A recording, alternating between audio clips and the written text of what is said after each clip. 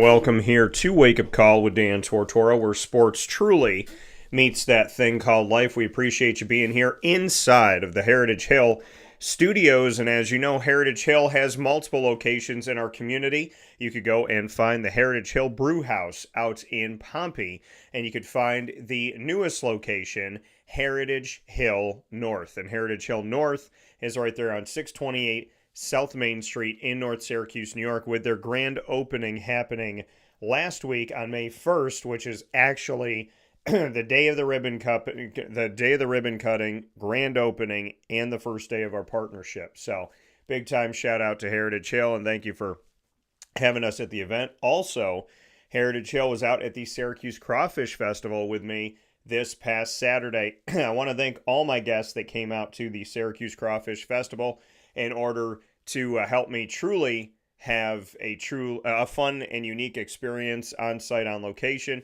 We were down at Clinton Square, down in my city in Syracuse, New York, down at Clinton Square, Syracuse Crawfish Festival. Thank God the weather held up. So a little bit overcast, a little bit of a breeze here and there, but the weather was good. People were there all throughout. Operation Northern Comfort put together a fantastic event, and the Syracuse Crawfish Festival was wonderful. I want to thank all of my guests that came out, and you can go back and watch all of our videos from the Syracuse Crawfish Festival, that being Victoria Matarel, who came from Heritage Hill Brewhouse and Heritage Hill North to speak on our studio partnership and why they have their new location on 628 South Main Street, and just what Heritage Hill means to her and what it means to this community. We also had a conversation about the wonderful world of Ma and Pa's, the snack capital, in my opinion, of the world. They have literally everything you would need, sweet and savory wise, with 70 flavors of popcorn / kettle corn on site at any time at 201 7th North Street in Liverpool, New York. They have their premium popcorn as well as their kettle corn and all their popcorn flavors. They also have now freeze-dried candy, which is absolutely incredible. I brought that on the road when I went to see Murph just a little bit ago here when we went out to Philadelphia. And they also have their cotton candy, their lemonade, and so much more. 201 7th North Street in Liverpool, New York. So Jim Bell, the owner of Ma and Pa's, sat down with me. And then GG Cards and Breaks was on site on location with Josh Gideon, the owner of GG Cards and Breaks and Gideon's Gallery. Him and I sat down and had an awesome talk on the sports world, on the Buffalo Bills, and we also did a box break. I'm going to be showing you some of the cards I got from that Panini Prism 2023-24 NBA box break. I've never done a Panini Prism box break for basketball, so that was fun. A lot of B's in there. And then we gave away a bunch of packs as well to the community for those of you that came up to the Wake Up Call with Dan Tortora booth. So we appreciate you doing that. Then we had Gene Waldron, Syracuse Orange men's basketball alum, join the show to speak on the Orange and everything that's been going on, the transfer portal and moving forward. Also about Siena, Jerry McNamara, Ryan Blackwell, and Arinze Onowaku joining forces, Syracuse alumni now in Siena together in Albany, New York. And we rounded things out with my other half for Tortora and Alford, Isaac Alford, joining me to speak on so many different things, have some fun, have some laughs, and ring home the Syracuse Crawfish Festival. So I just want to thank everybody again, Joyce Galley-Reap, Laurel Flanagan, and the entire team, all the volunteers for the Syracuse Crawfish Festival. I want to give a special thanks to Operation Northern Comfort, and just much appreciation to all my guests that made time out of the goodness of their hearts on the weekend when they didn't have to. So thank you to Victoria. Thank you to Jim, who was out there doing his thing, as well as Jay Cartini of Carvel DeWitt, right there with us, our longest standing partner, out there working hard as well. And a big time thanks to Josh Gideon, Gene Waldron, and Jeannie Waldron, his wife, and many thanks to Isaac Alford. So with that being said, we're starting off the week here on Wake Up Call with Dan Tortora. You can watch all of those Syracuse Crawfish Festival specials by going to youtube.com/wakeupcalldt or facebook.com/wakeupcalldt. That's where you are with us this morning. And of course, you're on wakeupcalldt.podbean.com Monday through Friday from 9 a.m. to 11 a.m. Eastern Time. Murph is in the building, and that's, while he's in his building, we're picture in picture. We were in the same building here very recently, and now Murph and I are picture in picture again as we're going to speak on sports cards today. Start things off with our sports card finds, proudly presented by GG Cards and Breaks on 639 Delmar Place in Syracuse, New York. Then we're going to jump into Major League Baseball and some of the topics going on in that world. College football and what is going on with Clemson and the ACC, we'll discuss. And the NFL, and hearing this morning about the Stephon Diggs kind of situation and scenario, and makes sense to what I was thinking. So a lot of great stuff coming up here with my co-host of DT and Murphy inside a wake-up call, Mr. Murphalation. How we doing, sir? Doing good. Still somewhat trying to dry off from playing golf in the rain yesterday. But we're doing good. Yeah, so how was it? Where were you? What was the experience this week in the golf world? Where were you at, and how did you do? So we played another gap match against some guys from Saucon Valley Country Club. Yeah. If you've never heard of Saucon Valley Country Club, it's one of arguably the best course in our area. They just had the U.S. Senior Open 2 years ago. They're going to have the U.S. Junior Am coming up. They're going to have, I believe, the U.S. Women's Amateur at some point. Another U.S. Senior Open's coming back, and they're going to do the U.S. Amateur at some point. I think it's all in the next like 15, 20 years or so. But some big, big tournaments are going to be coming to that place. So we had them up at Pocono Farms, and I was talking to my buddy Jimmy about this because he plays for the Gap team for Huntsville, and them up at Pocono Farms. It was, whew, I don't know, I don't understand why they don't just postpone these things, man. Like it was coming down from the entire duration of the round. There was not a single point in which it looked like it stopped raining.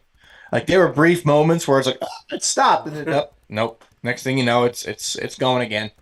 Um, but yeah, it was not as bad as the one up at Elkview from a couple of weeks ago.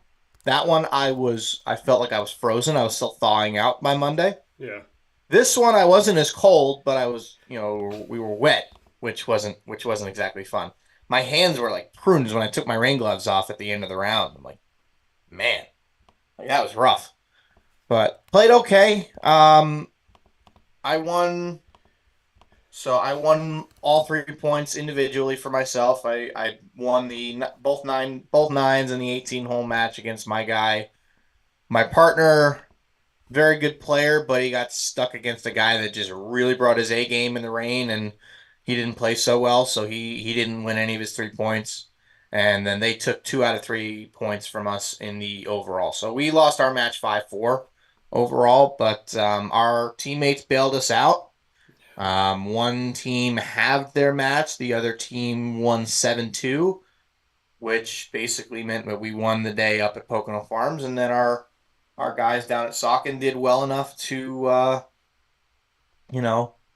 take care of business down there. So we ended up winning our division, which was pretty cool. I don't know if there are any additional like playoffs or anything, but we definitely won our division because we ended up winning our division over Lehigh, Saucon, and Elkview, which is pretty cool. But yeah, it was very much a chilly, rainy, windy day yesterday. At least I wasn't cold. That was the big thing. And my rain gear really did well. I stayed everything underneath me was dry.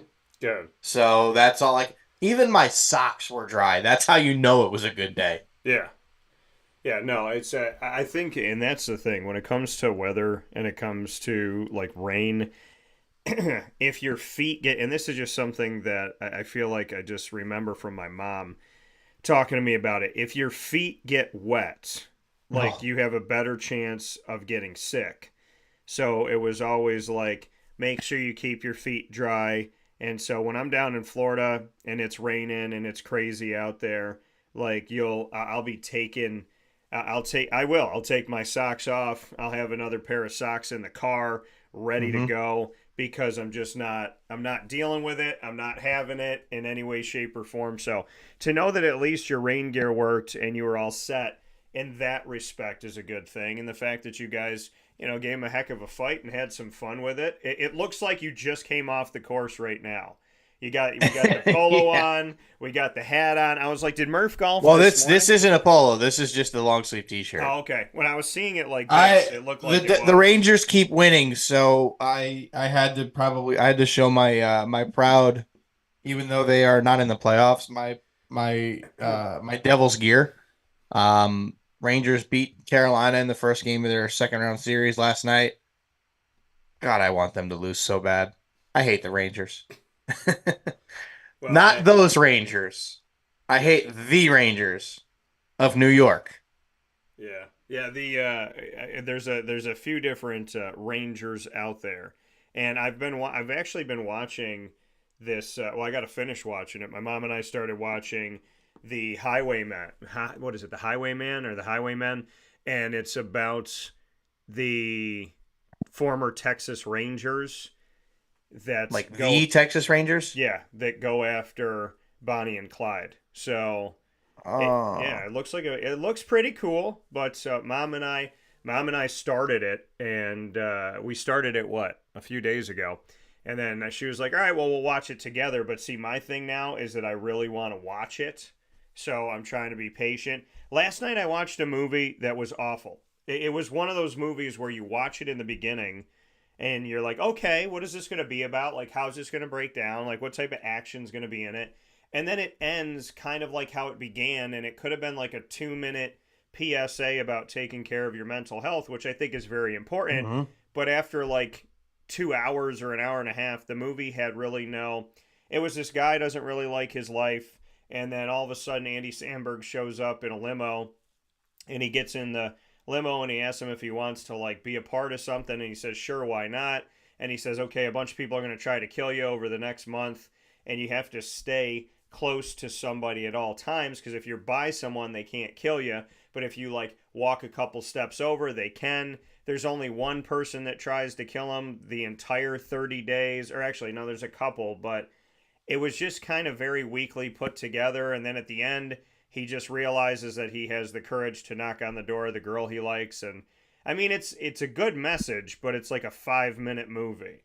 And at the end of the movie, I was like, man, I really like this actor. I really thought it was going to be good. I watch stuff because he's in stuff. So it was kind of a letdown and kind of a little bit sad. So, you were out there dealing with the rain. I was staying up late last night wondering why I was awake at 1 o'clock in the morning watching that movie, because I've been trying to get better about my sleep. And I was like, maybe this is a cautionary tale from God, where he's like, you make bad choices after midnight, Dan. There's a bad movie. But All I know is when you're here, or well, even when I'm there, right? I'll go to bed at like 10, 11 o'clock before the night before the show. yeah. And then you tell me, after we woke up that I didn't go to bed till like 2, 3 in the morning. I'm like, Yeah. come on, dude. What are you doing?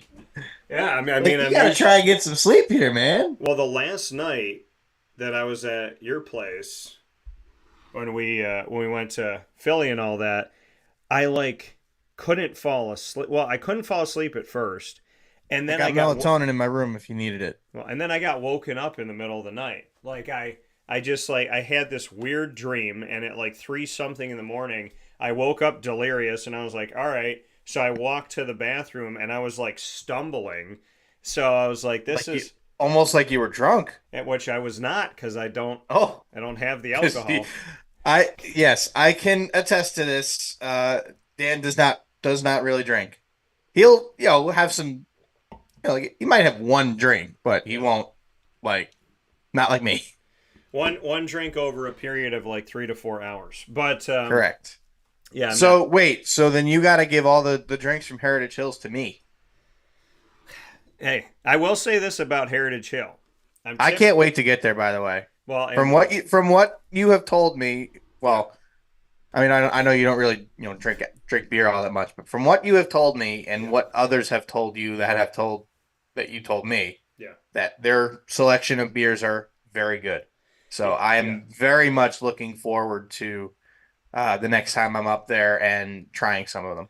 Yeah, their stuff is awesome, and I mean they got a bunch of things. Not just obviously the beer, the food is great. There's a lot of wonderful things that make Heritage Hill so special, and they have this. I think it's called Shock Lemonade, and it's one of the beers that they make, and I really like that one.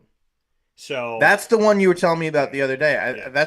That one sounds like it would be a little bit like a Leinenkugels, like a summer shandy. Yeah, it's got some sweetness to it, and I mean I like it. I thought it was good, but I mean Heritage Hill does a ton of great things. They had a Cinco de Derby over the weekend where they had 2 days of Cinco de Mayo and Kentucky Derby style stuff. They brought out food for that. They brought out the mint juleps. They did a street corn pizza, flatbread, and they did some other like really cool things with their flatbreads and whatnot. And I was talking to Josh from GG Cards and Breaks, and we were getting food at the Syracuse Crawfish Festival, and he's like, get one of these. I said, I'm gonna get some crawfish for me, some crawfish for you. And then he was like, oh no, this is when we were getting the fries from Ma and Pa's. So he was like, I want to get the bacon cheese fries. I got the ribbon because I had already tried the bacon cheese. And he was like, and then get like a wild card. Like go and get anything that you want. I trust you with it. I'm not picky. And I went, oh, but I know someone who is picky. and I mean, I went to school. Everybody knows I'm Yeah. picky. Well, I went to school with Brandon Smith, and he's the one that helped to start my career. And Brandon, he eats the same stuff. He would eat like maybe spaghetti and meatballs, but it was mac and cheese, chicken tenders. It was like a certain he could only eat like these five things.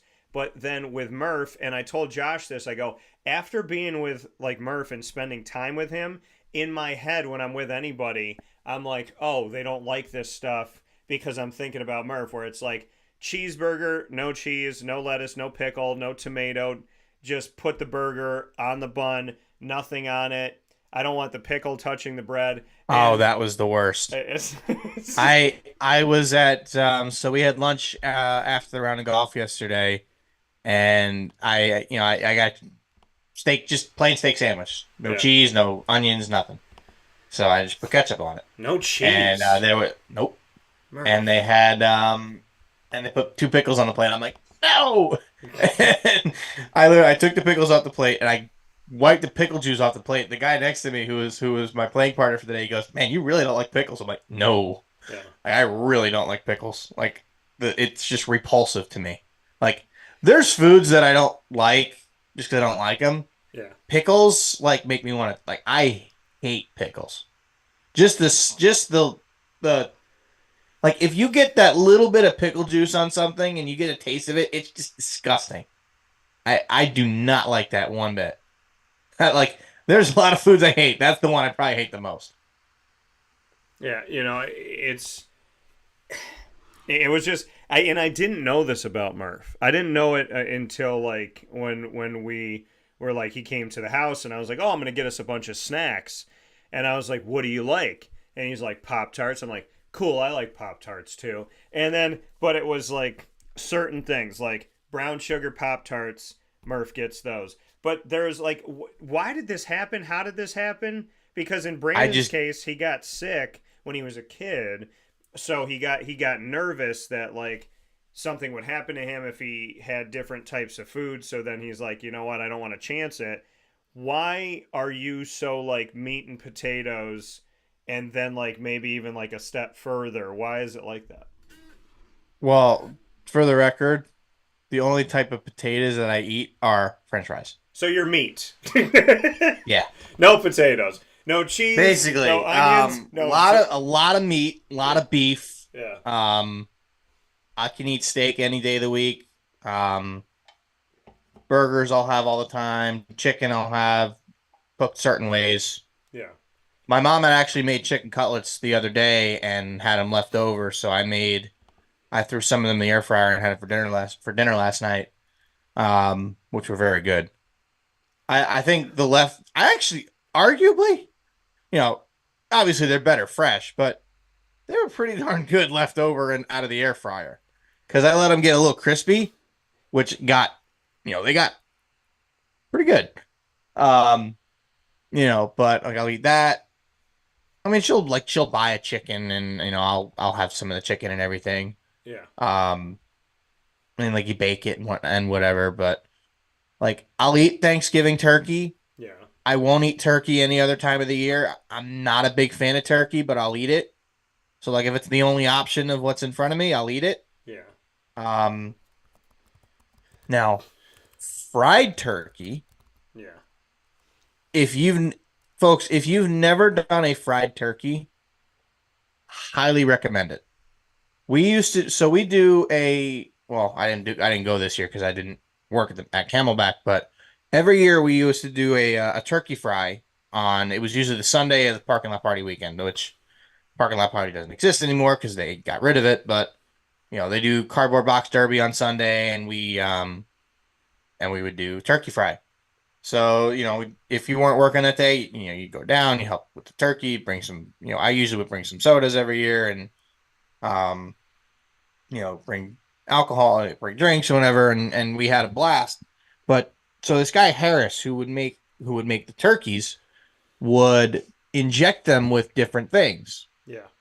And I think the main one he would do, I forget exactly what it was. There were some sort of spices or whatever that he injected in it, and it was really, really good. And then he did one that he injected with maple syrup. That was phenomenal. Yeah. That that turkey, so good. And remember, I'm not really much of a turkey eater, but it was really, really good. Um, so that's really good. Um, I don't like many things with cheese, Yeah. right? I mean, I'll eat Kraft macaroni and cheese, but that's about it. Cheeseburger from McDonald's, but that's the only cheeseburger I will ever eat. Yeah. Um, Which there's is something about it. awful, Murph, that's the cheeseburger that your body But it's only the knows. cheeseburger I grew up with, It's a cheeseburger and your body it's knows. yeah. Um, Man, I mean, there's obviously snacks and stuff that I'll eat, but Yeah. I'll do like ground beef for tacos that I'll do the taco seasoning and everything, and then I'll take it with me for work, and I'll just have like bag of Tostitos or whatever, and just eat those. Um, Macaroni with pasta with red sauce. I'll eat penne vodka if like there's nothing else in front of me. Yeah. Um, but last Monday at the outing that I played in, they had like some sort of New York strip steak with um whatever sauce was it what we was on it. I didn't care for the sauce all that much, but the steak itself was really good. But they had this garlic bread. Yeah. And I mean, I like garlic bread. Garlic bread's good. This was some of the best garlic bread I've ever had. I had like 6 pieces of the garlic bread just because it was so freaking good. Um, like there's more than people think with what I eat, Yeah. but it's a lot of it's just variations of the same thing, Yeah. right? So steak, burgers, it's beef, it's red meat, Yeah. chicken, right? I'll eat a baked chicken, I'll eat a fried chicken, I'll eat a grilled chicken. All that. Teriyaki grilled chicken that my dad makes is also very good. Ribs, well, that's pork. Um, lots of macaroni, lots of pasta. Yeah. Yeah, I mean, it's I mean, you got a lot of very similar things. yeah. I mean, you mix it up, but there's like a strict like I was just thinking to myself. I'm like, if Murph was here with me right now at the Syracuse Crawfish Festival, what would he be eating? But Ma and Pa's has ribbon fries, which are like really cool looking fries. So they have the ribbon fries, they have the fresh cut fries, they have all different kinds of awesome stuff. They have the bacon cheese fries, and you could put some seasoning on. You didn't have to put any seasoning on. So I was like, well, right next to us, Murph would get fries. I know that. Yeah, And like plain fries would be fine. yeah, I get don't have some. a problem with that. So yeah. So Spud Shack, just so you know, if Murph is up here the next time there's an event, which by the way, Ma and Pa's that owns the Spud Shack, they're all over starting like now. So you're going to see them all over Central and Upstate New York, and then you'll see Ma and Pa's at 201 7th North Street in Liverpool, New York, all throughout the week. So make sure you go to their brick and mortar and see them on the road and get to the Spud Shack before Murph gets all them fries from you. So with that being said, I have stacks on stacks of cards, okay? There's a lot Wow. of work that I have done since I've I seen have Murph. like 7, So since I've seen Murph, at least that are new. I'm gonna show a few. Wait, that's not true. I have one that I think I left in my room. I'll let you here. You show those. And you'll go We get don't them. have, we don't have to go to break or anything, but you show those. I'll go grab that real quick. All right. So start showing those off. Give me 2 seconds. Murph's going to get his stuff. So I'm going to hold on to this for a second here. I'm going to show you some of these. So just so you know, Sage has the 2024 rookies already for college football. And so I was able to get some of those right off the bat. So Theo Johnson, who was drafted here, Quinion Mitchell, who some people projected would go to Jacksonville. I got Blake Corum's Sapphire here. Don't look at the price, but that's the price that was put on it. These are all from GG Cards and Breaks. This is out of 199. Blake Corum, running back for Michigan, a little Sapphire Bowman U. I got a Who drafted him? I don't remember. Yeah, Blake Corum went to. Ooh, I got to think about it now. Tennessee, maybe? No, who was it? Oh my gosh, because it was when they did a run of like 3 guys in a row. Blake Corum was. Oh, that's right. It was like 3 or 4 Michigan guys that were drafted back to back to back. Yeah, Corum was drafted to the Rams. He went to the Rams. Oh yeah, that's right, because he went to because he's coming out of Michigan and he's going to the same place where Harbaugh is, to the same stadium but to the other team, because he's not going to the Chargers, he's going to the Rams. So yeah, so Blake Corum's going there. That does make, now I remember. So I got Dalton Kincaid's draft class because all my Kincaids are gone. This was cool because I picked up a Trevor Lawrence that looked like an ace card, and now I got the Mark Brunell. So I got the Trevor Lawrence and the Mark Brunell of the same card. My Trevor Lawrence is graded. You could have had them on the same card. I know, but I just wanted to get it like that. I think I have Brunell's autograph. That was the reason. Jawar Jordan Jr., who was recruited by Louisville, went to Syracuse, then went to Louisville, and is now in the NFL. And this is his Sapphire Bowman first. I wanted to get Jawar Jordan here, might get it graded. And then this was my dark horse to win Defensive Rookie of the Year last year, as Kobe Turner. So I liked his autos, a couple bucks. I got Dallas Turner here, who I thought would get drafted by the Falcons and ended up getting drafted. I think we all thought he would get drafted by the Falcons. Yeah. And then Minnesota, I got 5 out of 6 quarterbacks right that were drafted in the first round. The only one I got wrong is the one that everybody got wrong. Did you see by chance the Jets released like a video with all their draft day negotiations? Yeah. Did you see that supposedly Atlanta was trying to move back up to 10 with the Jets so that they could get Dallas Turner? I did not see that, but I mean, I guess I wouldn't be surprised. Buyer's remorse, I don't know. I'm very happy for Michael Penix, and I like Michael Penix, and I think I'm going to enjoy having Michael Penix in the NFL. I just didn't think that was the right. No. Like, he's not going to play till he's 30. Yeah, that just basically kind of threw me off. But I got Bowers. I wanted a Brock Bowers, so I got a Bowman of Brock, a little Sapphire Love. I got a Kalen Carson. This is an autographed one. Who? This was pulled. Hey, they were getting pulled from the Sage that we had. We did a pack battle, Anthony versus me, and I got to keep the stuff. KJ Jefferson, who's the Arkansas quarterback, I pulled that one. Little Tua here, Tagovailoa, his little brother. I was kind of hoping the Dolphins would either draft or sign him. Did he get picked up by anybody?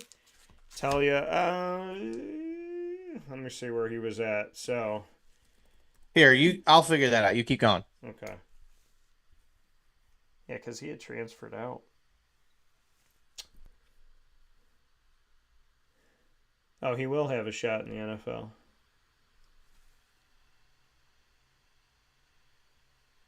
Yeah, he's supposed to be at a rookie mini camp. The Seahawks. Mm. Seahawks mini camp.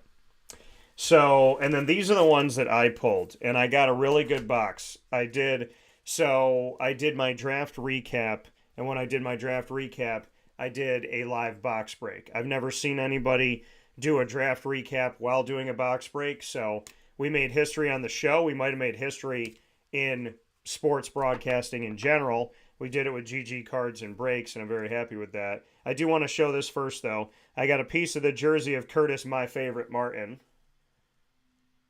So Murph Jet legend. he can appreciate that.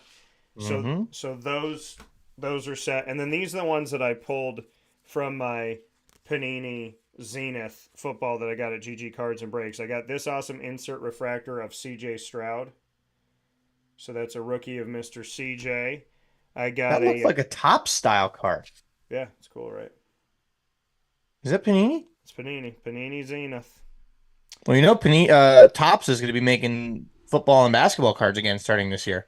Which I'm ecstatic about because I like Tops. Travis Etienne. This is a refractor of Mr. Etienne, my Jaguar running back. This is a chrome insert of Patty Mahomes. It shows him here on the chrome, and then it's got the full. It looks like a double That's card. Cool. Yeah. I got a Zeal of Approval of Sauce. Oh, it's Sauce. Sauce with the seal. A seal for Sauce. I got a Behind the Numbers rookie of Zay Flowers. A Behind the Numbers rookie of Anthony Richardson. Nice. I got Anthony Richardson's red parallel rookie card. And some of these might go get graded. I have That's a good one. The Will Levis rookie. And then I have Thunder and Lightning of DK Metcalf and Jackson Smith and Jigba. And that's fun. And then this is the same as the Pat Mahomes chrome I just showed, as far as like it's a card on the front and the back, but this is the red insert rookie of Will Levis that also has Will on the back.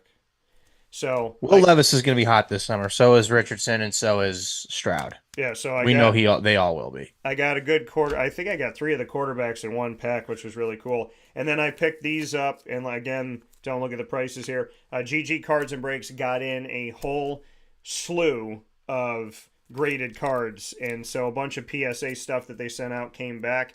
And this is one of my guys, and one of my steals of the draft. I got a 10 out of 10 Gem Mint Bowman First of Michael Pratt Sapphire. And I just wanted that for my collection. And then I got an NFL debut rookie card, a special insert here. I don't know. It kind of looks like the Kaboom because it's an explosion behind him of red and yellow. Kaboom. It's a Gem Mint 10 out of 10 of Jalen Hurts. Oh, yeah, the reactive orange. Yeah, so that's a good card to have. So that's his rookie card, Gem Mint 10 out of 10. And I got some other ones, and I'll show those in a second. I got baseball and basketball to show, but that was my football. So I bought all this from GG Cards and Breaks, did a pack battle with, like I said, with Anthony, and then I pulled all of these from the Zenith. So Will Levis, Anthony Richardson, and CJ Stroud rookies all coming from that Zenith box, and a lot of them in the same pack, which I had joked about. I said, this is the pack of all the guys that aren't on the team anymore. And there was like 4 guys open the pack that weren't on those teams, so they were wearing the jerseys of their old team. And then in the back part of this pack, it was like Richardson, Levis, Stroud, which was crazy. So what do you got to show, Murph? And then I'll do my basketball and baseball. I really don't have much. I bought a vintage lot of 7 cards that I picked up earlier in the week from my local card shop, Slate Night Cards. We've talked a little bit about them before. But I also got another card that's going to be really, really cool. That's going to be very sentimental to me and will not be leaving my collection anytime soon. So all of these will eventually be getting graded. Most of them, they're going to grade poorly. They're going to grade a 2 or 3 or 4, and that's okay. Vintage stuff, you're going to get those grades. But the first one, this is a card that I hadn't seen in the initial pictures that he sent me, but I'm expecting this to probably get a 2 or 3. Um, this is a 1954 Bowman Pee Wee Reese. Oh, nice. What We up, Pee Wee? got what's that? I said, what up, Pee Wee? We've got, I believe this is 1960. 1960 Harmon Killebrew. It's a Nice. Hall of Famer. All of these are Hall of Famers, by the way. 1960 Stan the Man Musial. 19, Yep.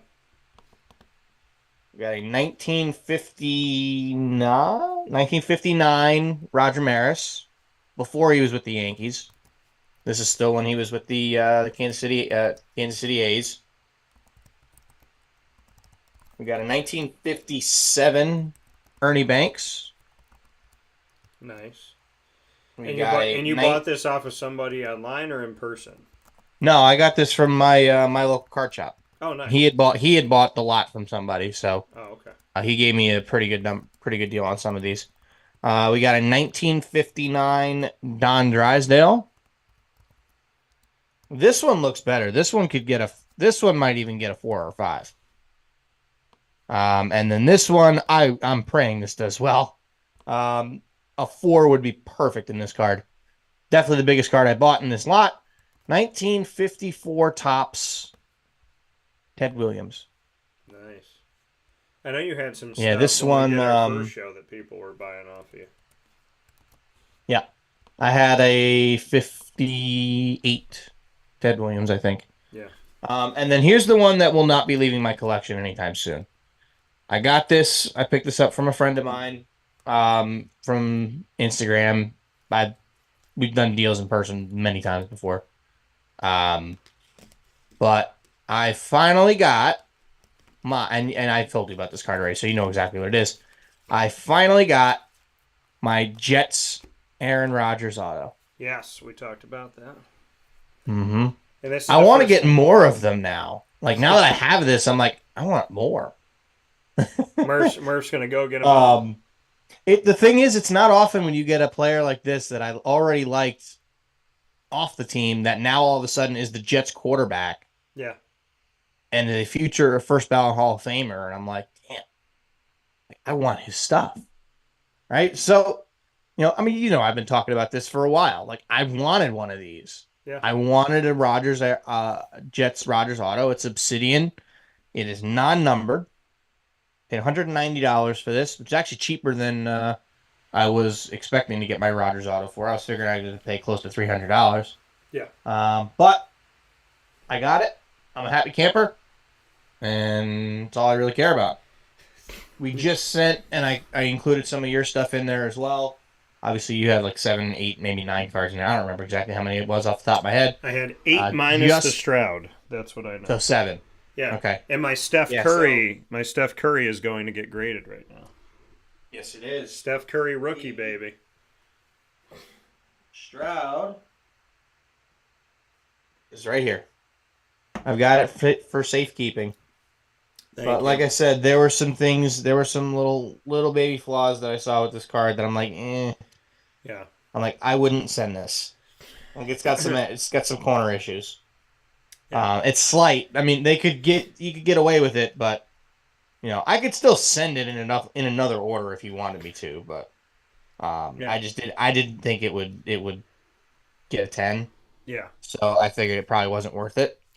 But we'll see. Either way, I can either mail it back to you or I'll hold it to put it into another order if you want me to just grade it anyway.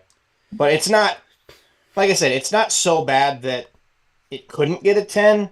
I just don't think it would. I think it'd probably be a 9, which is probably not worth grading at that point.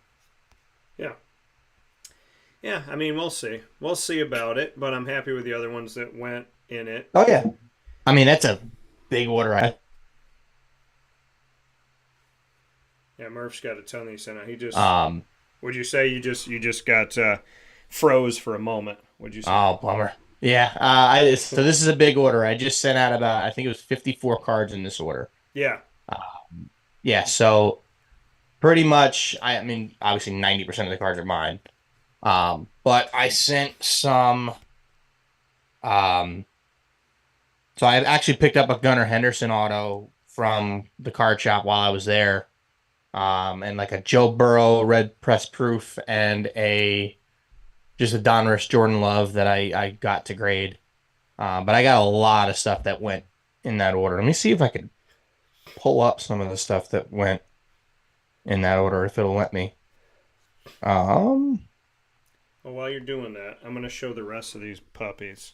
So we know Murph loves basketball so very much. oh, And definitely. Well, there are basketball cards that I sent in that order, by the way. yeah, I know you did because you got them in that lot That you big bought lot. from that Those kid. are the only basketball cards I'm gonna have for a while. So If they all get tens, I'll be thrilled because then I can just sell them and be done with it. No more basketball for me. yeah, every once in a while he gets some and then he tries to get rid of them immediately. The last time we went to Philly before Yeah. this last show, Murph was like not even fully set up, and he's like, "Hey, I got two of these guys. If you want them, please take them." So Murph was ready before we even got Yeah. started. So Yep. we did a box break, as I said, Panini Prism NBA 2023-24 on site on location at the Syracuse Crawfish Festival in Clinton Square in my hometown of Syracuse, New York, with GG Cards and Breaks. Josh Gideon and I did a little pack battle within it. He kept his, I kept mine. Julian Phillips, a Bulls rookie card. I got this from it. I got a refractor, a really cool looking refractor, a Seth Lundy. It's just up close, it's very shiny. There's another one that I like very Looks like a much. silver. Yeah, that's a Panini silver silver. one. This one is an emergent of Prosper from the Mavericks. It's also a refractor. I got OG Anunoby from the Raptors. That's just for me because I'm a Raptor.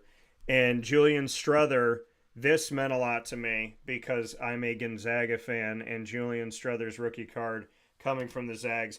This was one of the first cards that I pulled. I think this might have been the first card I pulled out or the second one.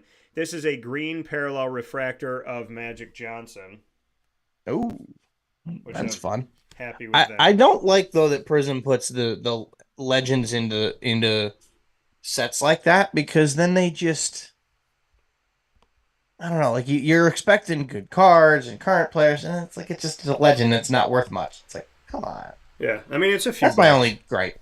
And then this one is the Wave Parallel Green rookie card of Yusevich.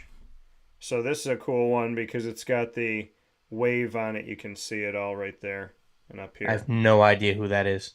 Yeah. Well, Yusevich from the That Washington Wizards.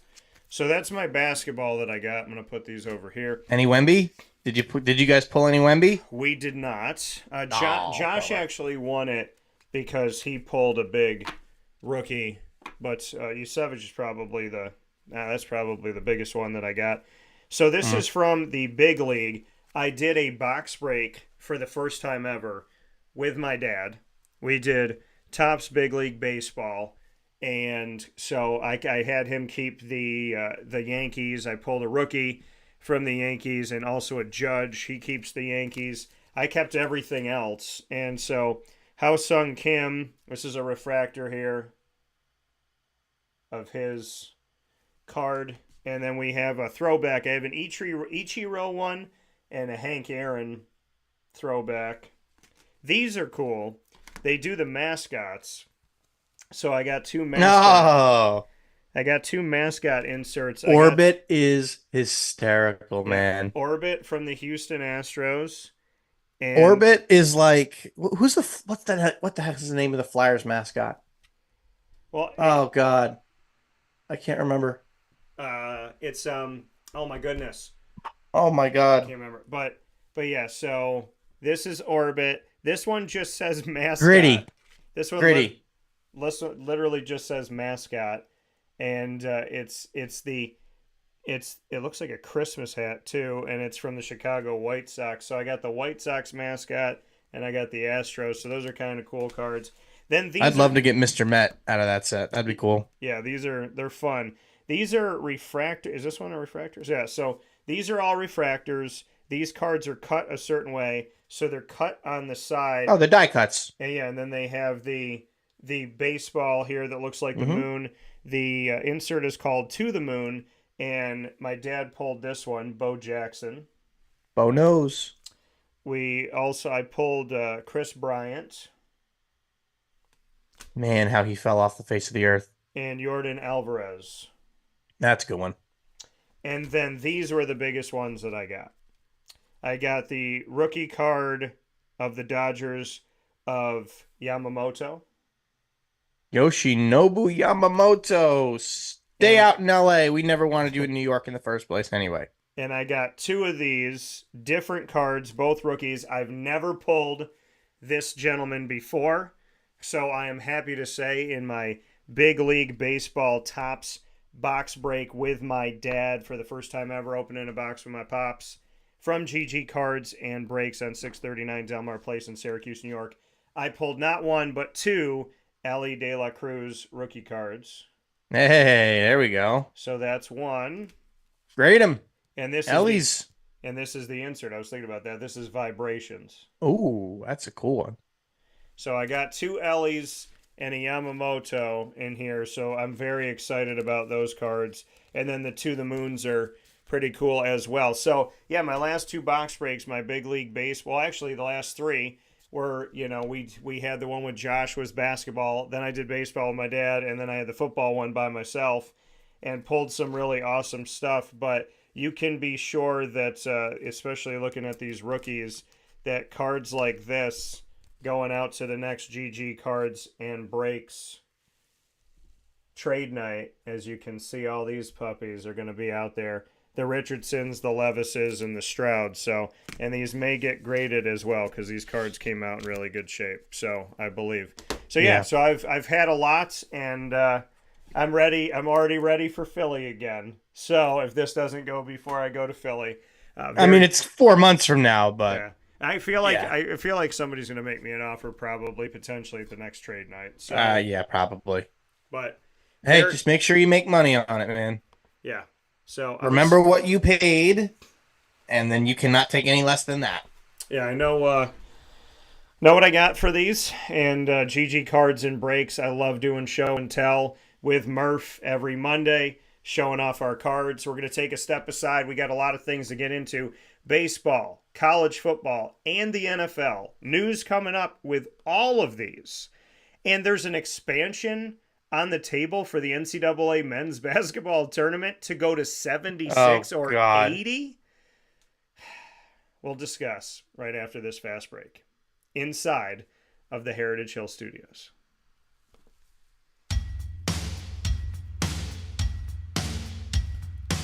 Central New Yorkers, you can now enjoy the taste of Heritage Hill award-winning craft beers, seltzers, and a full bar at 3 locations. Spend your weekends at their beautiful location in Pompey with its amazing views, sunsets, family, and pet-friendly facilities, as well as extensive private event areas. Get their taps, tonics, and tastes in their brand new North Syracuse location at Sweetheart Corner in North Syracuse, New York.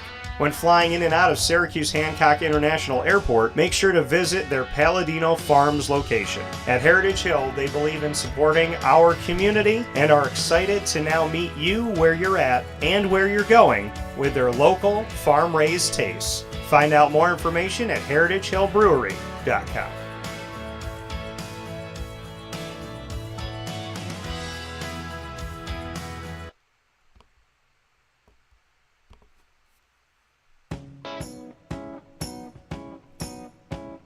In these unique times, there are those in our community that give us a sense of normalcy and positivity. Pizza Man on 50 Oswego Street in Baldwinsville has been here for you for over 35 years and is here now. Call 315-638-1234 or order online at pizzamanbville.com to bring those familiar tastes into your home. And remember to come see our monthly on-site broadcasts centered around the community and our Baldwinsville Bees. Pizza Man in Baldwinsville. Any way you slice it, they are always here for you.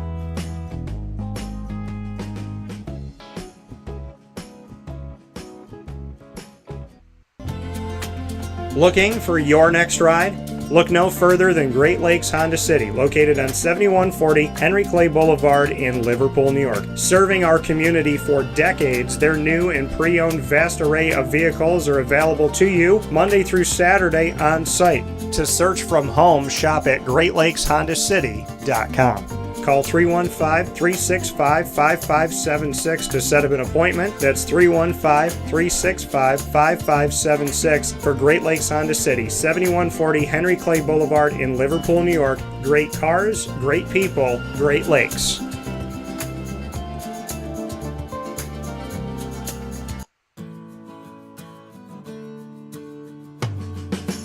Our corporate purpose at Chick-fil-A is to glorify God by being faithful stewards of all that's entrusted to us and to positively influence all those who come in contact with Chick-fil-A. And what became increasingly clear from our success in Cicero is that people love Chick-fil-A. And also I think we recognize that, we had a great opportunity to grow the brand and grow our platform. I felt incredibly grateful when I was selected to be a Chick-fil-A operator.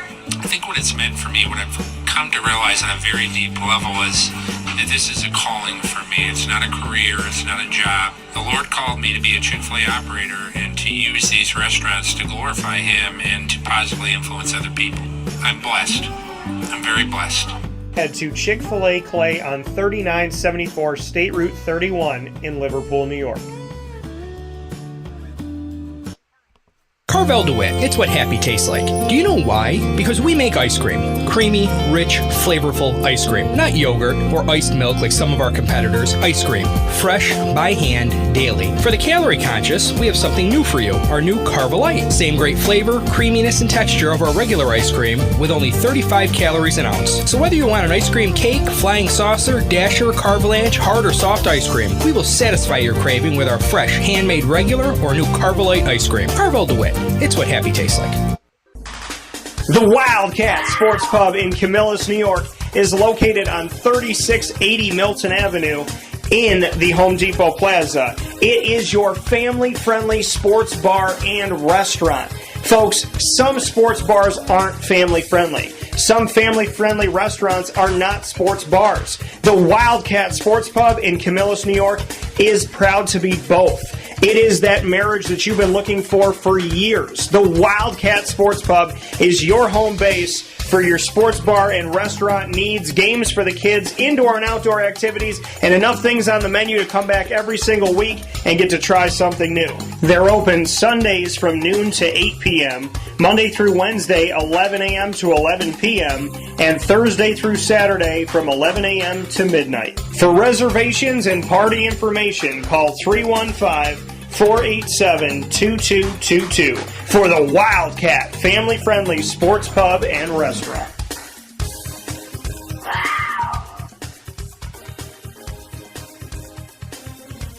GG Cards and Breaks. Like, comment, subscribe. GG Cards and Breaks on 639 Delmar Place in Syracuse, New York is your one-stop sports card shop and trading card shop as well. You'll find hockey, basketball, baseball, soccer, all sport, AEW, UFC, and more, including Disney, Lorcana, and Pokemon while supplies last. On-site, on location at GG Cards and Breaks. They are open 7 days a week, Monday through Saturday from 10 a.m. to 6 p.m. and on Sundays from 10 to 5. Make sure you head over there, let them know the DT sent you, or you can say, I heard on Wake Up Call. Head over to GG Cards and Breaks for singles, graded cards, as well as packs and boxes. They just got in a huge order of graded cards, and you don't want to miss out on those. All of the great stuff is at GG Cards and Breaks. You never know what you're going to get, what you're going to find, what's going to be there from day to day. So I would tell you to go to GG Cards and Breaks today, but I'm also going to tell you to pop in there later on this week as well to see what they brought in since the last time you've been there. GG Cards and Breaks. More than a sports card shop, more than a hobby shop. It's about the community. It's about the people. and they showed that at the Syracuse Crawfish Festival once again, reaching out to the community and giving back and seeing smiles on people's faces coming in and getting a pack of cards and doing the awesome giveaway that we had the opportunity of doing, and everything that they do in the community throughout the year, including their monthly trade nights. You can make sure to go to GG Cards and Breaks for more information. 639 Delmar Place in Syracuse, New York. With that being said, here on Wake Up Call with Dan Tortora, inside of the Heritage Hill Studios. Heritage Hill out in Pompey for the Brew House and their new location on 628 South Main Street in North Syracuse, Heritage Hill North. I am very excited that we will be there every single month with CNS North Stars Athletics, and we got a huge opportunity coming up later on this month as we will be featuring the CNS North Stars girls flag football team. Flag football has come to Central and Upstate New York, and so now young women have the opportunity to get on the field and play this beautiful sport of football. It's taken off in a big, big way. It's been awesome in our community, and we get to spotlight CNS North Stars flag football coming up later this month on May 23rd. May 23rd at 6 p.m. on site on location at Heritage Hill North. So inside of the Heritage Hill Studios, Murph and I were doing show and tell with our cards, proudly presented by GG Cards and Breaks. And now it's time for us to get into the world of Major League Baseball, as well as college football, college basketball, and the NFL. So we showed you baseball, football, and basketball cards, and we're going to talk about baseball, football, and basketball as well. So Murph, your thoughts here, in Major League Baseball, where we are. Last week, they were about 30, 31, 32 games into a 162-game season, and now we continue to move forward. There's some things that have gone on. Ohtani hit 2 home runs in a win here, including one that went 464 feet. Anything on your mind in the baseball world you want to talk about today? Well, obviously the big elephant in the room is the fact that Mike Trout is going to be missing time again. Yep. Went down with a torn meniscus in his knee, and the sad part is it's just becoming all too regularly occurring with Mike Trout. Yeah. And it's sad because, 4 or 5 years ago, we would have called Mike Trout the greatest player we've ever seen. Right? And now I'm not so sure because he's literally missing half of seasons recently. So, I think for his sake, he just needs to get the hell out of LA. I think something with their training staff is not doing him all that good. But he needs to get out of there, and chances are he's going to end up going to Philly. Get out of there, Mike Trout, and hopefully a change of scenery will help you get healthy again, because he was the first guy, and I don't know if I don't think he has 400 home runs yet, does he? I don't think so. He was on pace to hit his 400th home run this year. Yeah. That's not going to happen now. So, he was the first real threat at 600 that we were going to have in quite some time. And, I don't know if that's going to happen now, simply because of the injury history. He has He's just not on the field 378 right now. 378. He's 22 home runs away from 400. So, it's not going to happen this year. We know that, obviously. Maybe next year, though. But Shohei Ohtani, the $70 million man, leading the majors in batting average, tied for the Major League lead in home runs. He's got, where is he in RBIs? Wow, he's way down the list in RBIs. Must be nobody on base when he's hitting his home runs. Where are you, Shohei Ohtani, in RBIs? Clearly pretty far down there. He's got 10 home runs, and where's his RBIs? I literally can't find his RBI, where he is on the RBI list. For the entire league? There he is, 25. Yeah. 25 RBIs. So he is having another, Shohei Ohtani type year. Yeah. Not at all surprised. Alec Boehm for the Philadelphia Phillies having a hell of a year so far, hitting 360 with 32 RBIs and over 1,000 OPS. He has had an outstanding start to his season, and he is a big reason why the Philadelphia Phillies are currently in first place in the National League East. So that is awfully impressive. Last we spoke, the Mets were doing pretty well. Yeah. Not so much anymore. Pete Alonso, I believe, is 2 for his last 40 or something like that. And, they are struggling because Pete Alonso is not hitting right now. However, bright side for the Metropolitans, their top pitching prospect, Christian Scott, was called up on Saturday to make his major league debut against the Tampa Bay Rays. And I can tell you for sure that this kid is going to be a big leaguer for a long time. He pounds the strike zone. Yeah. He's got 4 different pitches that he uses to get outs. He's got his fastball's not, it's not like he throws all that hard. Like he can get it up to 96, 97, but it's got that late life up in the zone that tends to miss bats that guys will swing underneath it. Really sharp slider, a really good sweeper that's keeping guys off balance. He gave up 1 run. Basically, he gave up 1 run in the first inning, and then he settled in. I believe he went 6 innings. Gave up 6 innings, 1 run. Let me double check here real quick to see his stat line officially. But 6 innings. Here we go. 6 2/3 innings, actually. 6 2/3, 5 hits, 1 run, 1 walk, 6 strikeouts. And it was a quality start in his first big league appearance. Threw 94 pitches in those 6 2/3 innings. Threw 17 first pitch strikes and 18 swinging strikes, which is a very good number.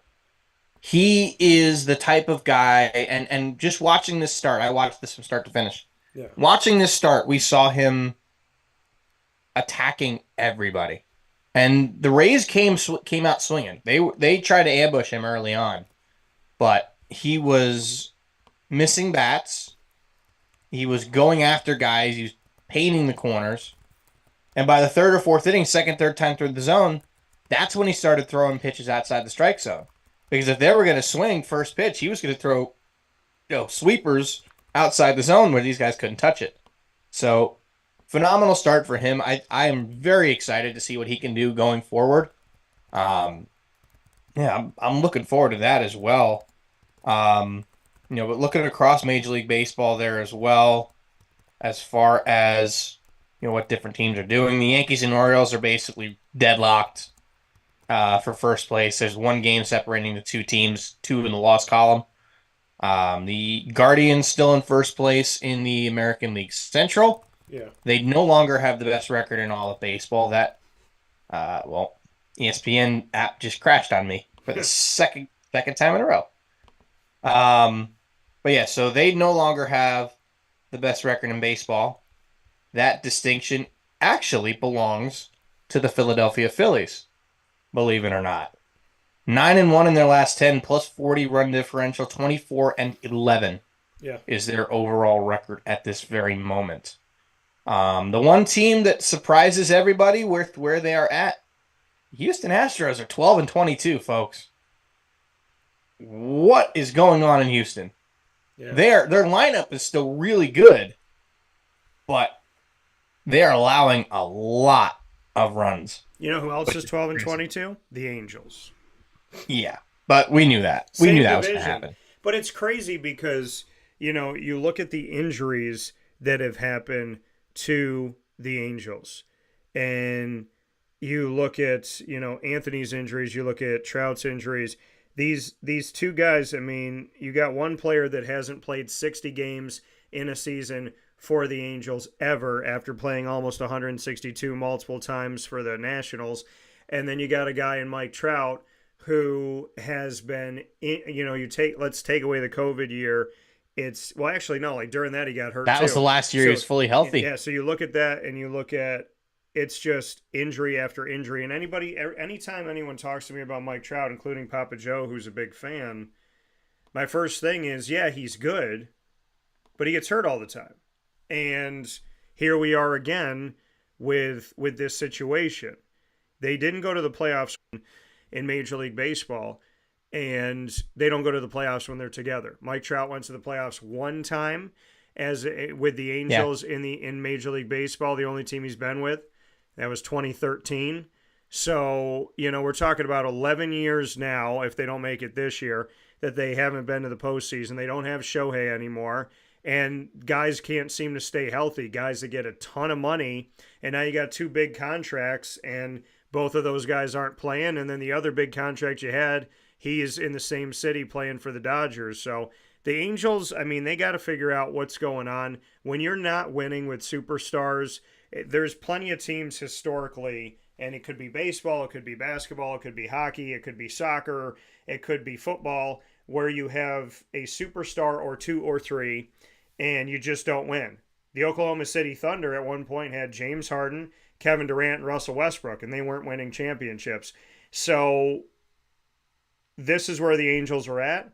They have had superstar power. They don't win. They still have superstar power. They're not winning. Guys aren't staying healthy.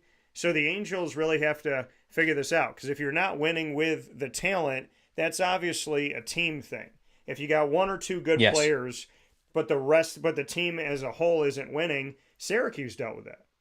In football, Syracuse had guys like Andre Sisco and Garrett Williams and Afatu Melifonwu and Trill Williams, just talking about the defensive backs that are NFL worthy and have made it to the NFL, but the team wasn't winning. And they weren't winning consistently when they were winning. So, when there's individual success, but the team is not together, I look at management, I look at chemistry, I look at, how is this team in the locker room? How are they in practice? How are they away from everything? Do they spend time together? Is this kind of every man for himself type of thing? Because when a team has individual success, but they don't have a collective winning environment, it speaks to me that there is something wrong with the culture. There's something wrong with the chemistry. There's something wrong with the makeup of the team, or there's something wrong with the message. And the Angels are going to have to figure it out, because it's not working, and it hasn't been working for a very long time. I think it goes all the way to the top. I think you got to look at Artie Moreno and how he runs this team. It's the owner of the Angels. He has been for quite some time. They haven't won, in part because they have all this money invested in all these hitters that can't stay on the field. They signed Albert Pujols, the richest contract in baseball at the time. Yeah.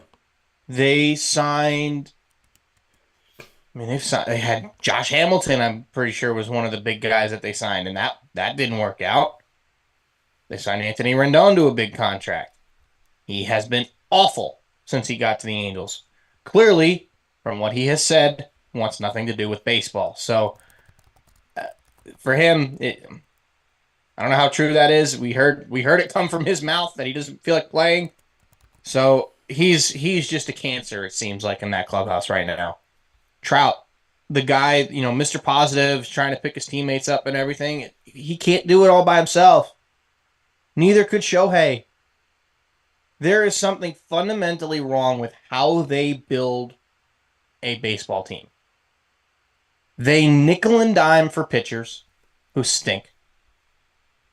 Yeah. They can't develop pitchers. Yeah. Reed Detmers has been a godsend for them. And he's just been okay. But they cannot develop pitching. They cannot sign good pitching. They are in the same league as the A's in terms of the overall ability of the team. Now, the A's are having a good start to the year. They're over 500, I believe, right now. And good for them. But, you look at last year's A's. You look at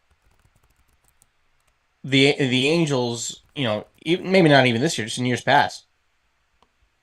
The Angels on paper, their roster is so much better. And yet consistently they finish not all that far off from each other. So what are we doing here? Right? Their payroll's massive. They have one of the highest payrolls in baseball. Then you have the A's with by far the lowest payroll in baseball. Yeah. And they're not doing any different. The A's at least can somewhat develop talent. Yeah. Pitching, not so much. Although Mason Miller as their closer has been an absolute revelation for them. But they can somewhat develop hitting. They not great at developing developing pitching. We can go down a whole new rabbit hole in that conversation. But the fact that you can put the Angels and the A's in the same sentence and basically be talking about their abilities on the field, that's sad. If I'm Mike Trout, and listen, I understand you want to be loyal to the team that drafted you. You want to be loyal to the team that made you a superstar. It's time, dude. You got to get the hell out of there. That team's not going anywhere. You can't... this is the greatest player. That's partly why Ohtani got out of there. Ohtani is the most talented player we will ever see play baseball. There will never be another one. I don't care what anybody says. There will never be another Shohei Ohtani. Right? He got the hell out of there and got to a team that can actually win. Yeah. Mike Trout is arguably the best player that we have seen over the last decade and a half. Over the last 10 to 12 years. And yet he's been in the playoffs one time. Yeah. And it was one game. Literally one game. It was the wild card. It was the wild card game. And they lost. I mean, what are we doing here, LA Angels? Come on. This is brutal. Set the guy free. Let him go home to Philadelphia. As much as I don't want to see him in Philly, we all know that's where he's going to end up if he leaves. Let him go to Philly and let him win. I don't want the Phillies to win a ring. You all know that. But if anybody's going to get Mike Trout a ring, it ain't the Angels. It would be the Phillies. So, Mike Trout, please. I get the loyalty. But get out of there. Get out of there this offseason, man. It's not getting any better.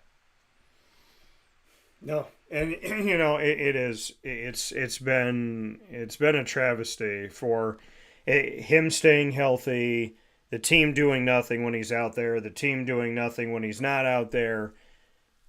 I mean, Shohei Ohtani and Mike Trout in every year, you could say healthy MVP for either one of them, dual MVP, and they're on the same team, and they're not.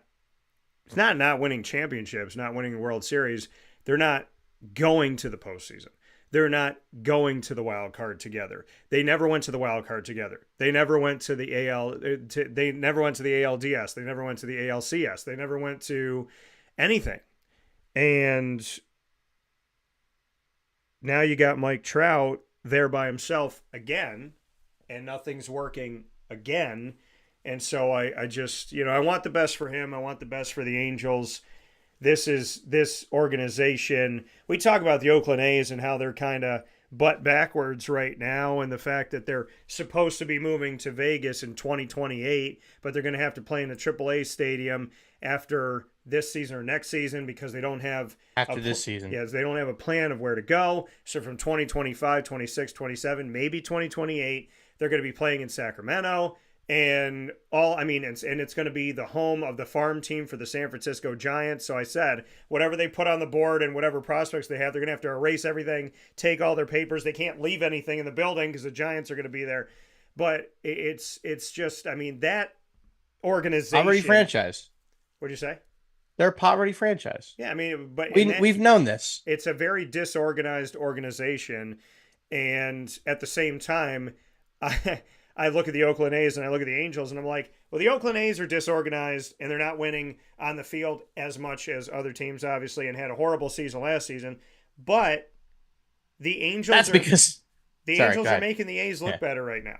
I mean, the Angels, with all the money that they spend and everything they put out there, they're doing less with a whole lot more on the books. So as much as the Oakland A's as an organization look disheveled and confused, the Los Angeles Angels have had every reason to succeed, and they haven't. So, well, the A's, it's just simply because they won't spend money. Right. But the Angels are spending the money, and it's still not working because the chemistry and the culture and the decision-making, and there's stuff. When you have superstars come through the building and it's not working collectively, are the superstars here and the rest of the team over here? Are they disjointed? Are they disbanded? Is it a thing in the locker room? Is it a thing with, the management? Is it something with the egos of this? Is it just mismanaging certain pieces and whatnot? Is there special treatment? Because when you see really successful players, again, individually, and you don't see the team winning, I've said this for a million years because I said it with Syracuse football. I said, look at the field, look at all these individual guys that are talented, look at the win-loss column, look at the way the games go. You got these 5 good players, but this team can't win a bunch of games. So this goes back to, in my opinion, there's something wrong with the management of this. I put it on the coaching when you have individual talent but not collective success. And the Angels, I mean, they've had no complaint. It's not like they had a few good players, a couple good superstars. The Los Angeles Angels had the top 2 hitters in baseball, and they could not go to the postseason, to the wild card, to the brink of anything. And now Shohei, I mean, that's got to kill LA Angel fans that Shohei's in the same city, probably got the same dang house, in the same neighborhood, but he's wearing blue instead of red. And he's literally, I mean, the juxtaposition of the Dodgers who just swept the Braves and the Angels who can't sweep anything but the floor, it just doesn't make sense. You're right. And I feel awful for Angels fans, and I feel awful for A's fans. Both of these teams are basically the laughing stocks of baseball, simply because they are, losing all these games for all these years with nothing to show for it. Yeah. Right? Like, it's not like the A's won a World Series in the last decade. It's not like Moneyball actually worked. I mean, it did, but it didn't bring them a championship. That's the bottom line. They literally couldn't win anything in this time. And it's sad. It honest to God is. But what makes no sense to me is that the A's AAA affiliate plays in Las Vegas. Yeah. Why are you not going there? To play in that, to be in this city and play in that stadium while your stadium's being built. Yeah. Like, what are you doing? Why would you not go there? And I'm trying to find it real quick. I want to try and find their I gotta feel roster. There's a part of me, Murph, that thinks that that Las Vegas, amidst this next 4 years, that they might just drop out of this thing and go, yeah, Oakland, we don't want you here. Yeah, that would be hilarious. But I mean, you think absolutely about it, hilarious. How do you engage a new fan base? How do you take Las Vegas and say, hey, everybody living in Nevada, hey, everybody living in the surrounding areas that's within an hour driving distance, whatever, hey, we're going to bring in this franchise. They're one of the worst franchises in the nation, and we're going to bring them here. They don't spend a lot of money. They lose more than Raiders. They lose more than they win. I mean, at what point does Vegas say, we're taking one of the worst, if not the worst franchise in baseball, and we're trying to sell it to the city. I mean, you think about Vegas, they got an NHL team, and the Golden Knights go to the Stanley Cup playoffs right off the bat. They went to the Stanley Cup Finals in their first year. So and they've already won a championship. Right. So you look at that, you look at how quickly the Vegas Knights did what they did, and then you look at the Las Vegas Aces in the WNBA have won back-to-back WNBA national championships. So, and then you look at, I mean, the Raiders, they're not a bad team. They're kind of a team that, like, is riding in the middle. They're pretty bad. Well, I mean, I feel... it's the Raiders. Come on. I'm saying they're not awful, but they're not great. They're like 7 to 9 wins in a season.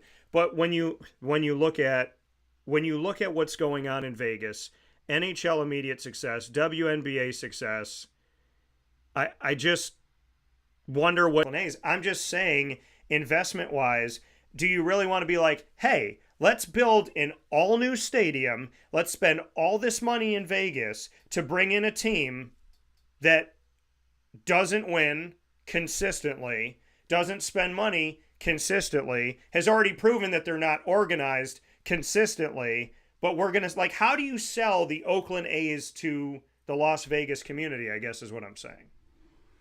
I don't think you can. Because literally so if people think that the A's owner is going to just all of a sudden change their spending ways now that he's going to Vegas, right? He's not. Now, maybe he was doing that to get them to Vegas. Okay, fair. But I don't see him spending money even when they're in Vegas. Yeah. The A's fans are so desperate for them to sell the team. Did you see the reverse boycott last year that they did? Yes. Yeah. That was, by the way, Oakland A's fans, that was one of the greatest things I have ever seen by a fan base. You're sending 2,000-3,000 people to the game every single day, and then all of a sudden you get everybody to show up, and it's 40,000 screaming fans, and I think they won that night too. Yeah. So like the team knows you still support them. Right. They also just know that the owner's a damn cheapskate and won't spend any money. So why don't they just get a new owner and stay in Oakland? That's the problem. The dude refuses to sell the team. We're at the point where Major League Baseball needs to step in and tell them, listen, you either need to spend money or we are going to force you to sell the team. Yeah. Because you are literally putting out a borderline AAA roster on a yearly basis. Yeah. Now, I do want to check something. I do want to see how, I don't know exactly who's on their roster this year. Yeah. But obviously I know that Mason Miller's been a great addition to that for their team. Let's look at stats to go this way. Well, while you're picking that up, I want to make a quick note here. We put up polls on X. I put up polls all the time, weekly or bi-weekly. So either weekly or bi-weekly. We put them on X, the former Twitter, @CallDT. That's CALLDT. I'm going to put an Oakland A's one up here in a second. But I have who will win the conference series coming up here for the NBA, Eastern and Western. I got Celtics versus Cavaliers, who's going to win that series. And we got a few days on this, so you can vote today and you can vote within the next few days. So share it with your friends, family, coworkers, colleagues, neighbors on X @CallDT. That's CALLDT on X. Follow us and vote. The Cavaliers got the early voting over the Celtics. The Knicks had it, and now there's been some votes for the Pacers. Knicks up 75% to 25% on who's going to win. The Mavericks, you voted 100%, and as I say that, the votes changed. So Mavericks were 100%. I promise it wasn't me. So the Mavericks, I promise it was not me. I'm not even on that right now. They were. I thought about that for a second, Murph. But the Mavericks were 100. Now it's 80-20. Mavericks leading the Thunder in the voting, and the Timberwolves leading 80-20 over the Denver Nuggets. So early voting in our NBA polls on who you think are going to win the series here that are just starting off or have started off here. So make sure you put your votes in on X @CallDT. That's CALLDT. I'm going to put up some Oakland A polls as well. Murph, do you have wording of a poll that you would like us to put on X? Well, one would be funny. Which team will finish the season with more wins, the A's or the Angels? Yeah, that's a good one. That would be a good one. Let's see. Well, because I was, like I said, I was peeking at, who the A's have on their roster and everything, and they've been somewhat decent. They are, okay, they're not over 500. They're 17-18, but they're 8-2 in their last 10 games. Yeah. So, how about those A's right now? They had, they've been bringing in some guys. I know, excuse me. Oh, I usually try to hit my cough button for that, but that one came up quick.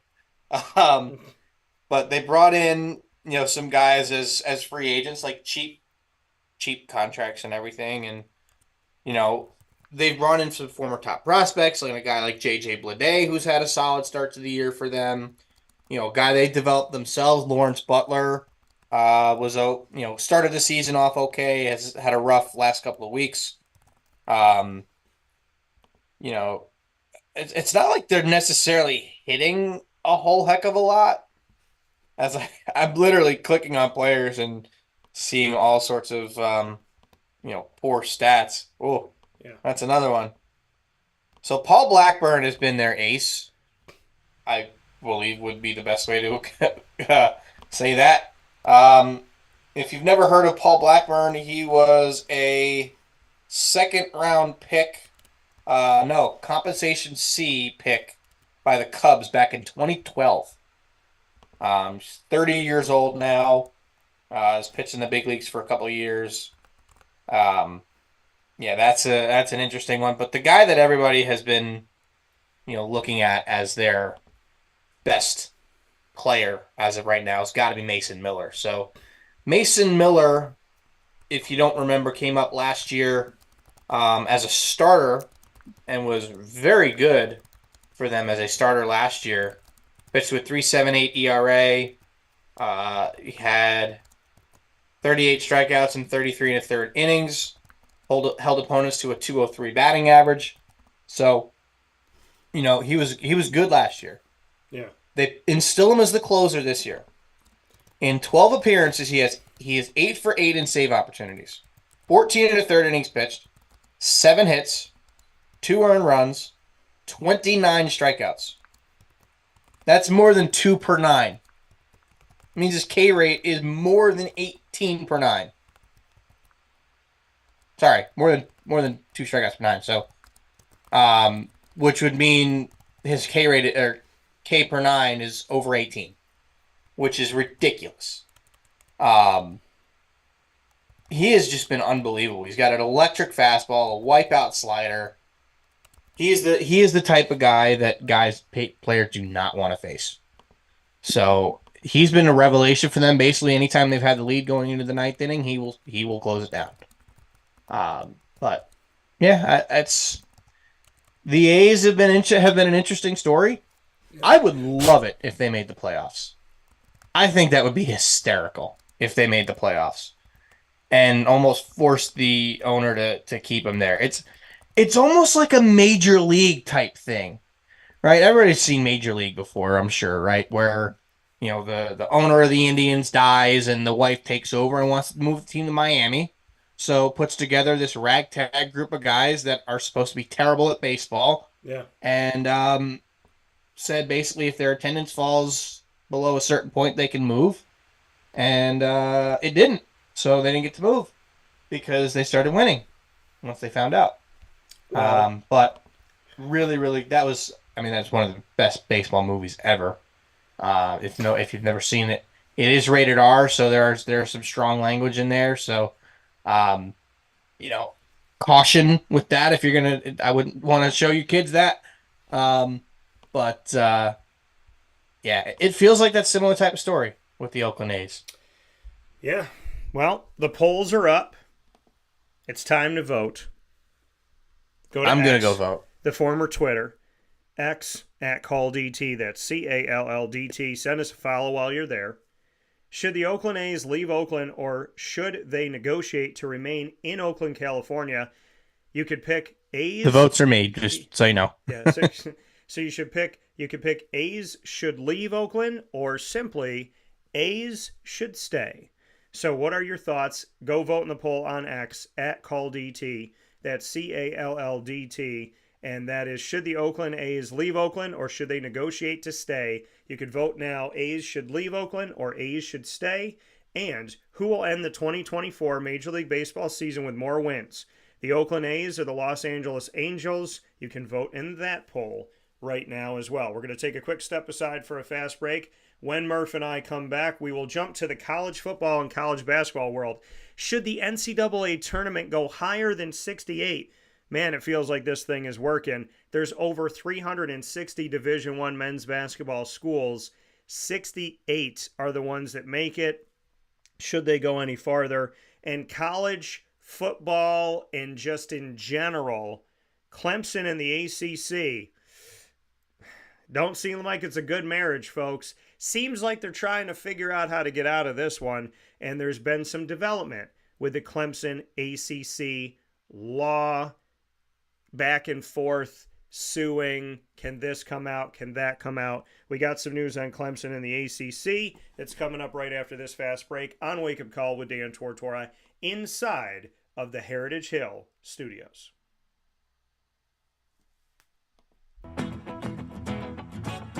Hi, this is Amy from Mother's Cupboard, home of the whole frittata. We are open daily 6 a.m. to 1:30 p.m. For takeout orders, call 315-432-0942 and tune in to Wake Up Call with Dan Tortora for our monthly food challenge and try our Wake Up Call signature menu item available 7 days a week.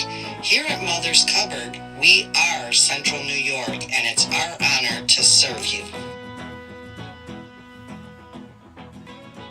Ma and Pa's Kettle Corn and Popcorn Factory remind us that every day is worth celebrating at 201 7th North Street in Liverpool, New York. Open Monday through Saturday in-store and always online at maandpaspopcorn.com. Serving our Central New York community and beyond, order anywhere, anytime at maandpaspopcorn.com. Stop in to get a tin at Ma and Pa's on 201 7th North Street in Liverpool, New York to get your half-price refills for the rest of your life. Come to Ma and Pa's for your holiday gift giving for family, friends, employees, and clients. And remember, for fundraising and events, to call 315-450-6272. That's 315-450-6272. Ma and Pa's Kettle Corn and Popcorn Factory. How corny are you? This is Jimmer Sikowski, owner-operator of Chick-fil-A Cicero, 7916 Brewerton Road in Cicero, right in front of the Home Depot. I had a deep feeling that God wanted me to do something bigger with my life and to help people, help others. He kept putting Chick-fil-A in my life, and I realized as I was going through the franchise selection process that positively impacted the lives of others was really core to what we do here at Chick-fil-A. First of all, it starts with the food. The food is brought in fresh daily. We bring in local produce. We prepare to order in the kitchen. We hand bread our chicken. We hand spin our milkshakes. It's great food. It doesn't taste like fast food. I think the second thing is the way people feel when they come in a Chick-fil-A restaurant. It's different. We try to treat people with intentional kindness here, which is very different and deeper than good customer service. And so I think it feels remarkable for most people to come in a Chick-fil-A restaurant. And then lastly, the impact that we try to have in the community is very different. It's a big part of the expectation of every operator of a Chick-fil-A restaurant is that they're actively engaged in their community, they're a leader in the community, and they're making a difference. When they realize that what we're striving to do is to shine a little light in their life, that's a very, very different experience than you will have in any other quick service restaurant. And it's that remarkable experience that I think people will emotionally connect with. And a welcome back here to Wake Up Call with Dan Tortora, where sports truly meets that thing called life.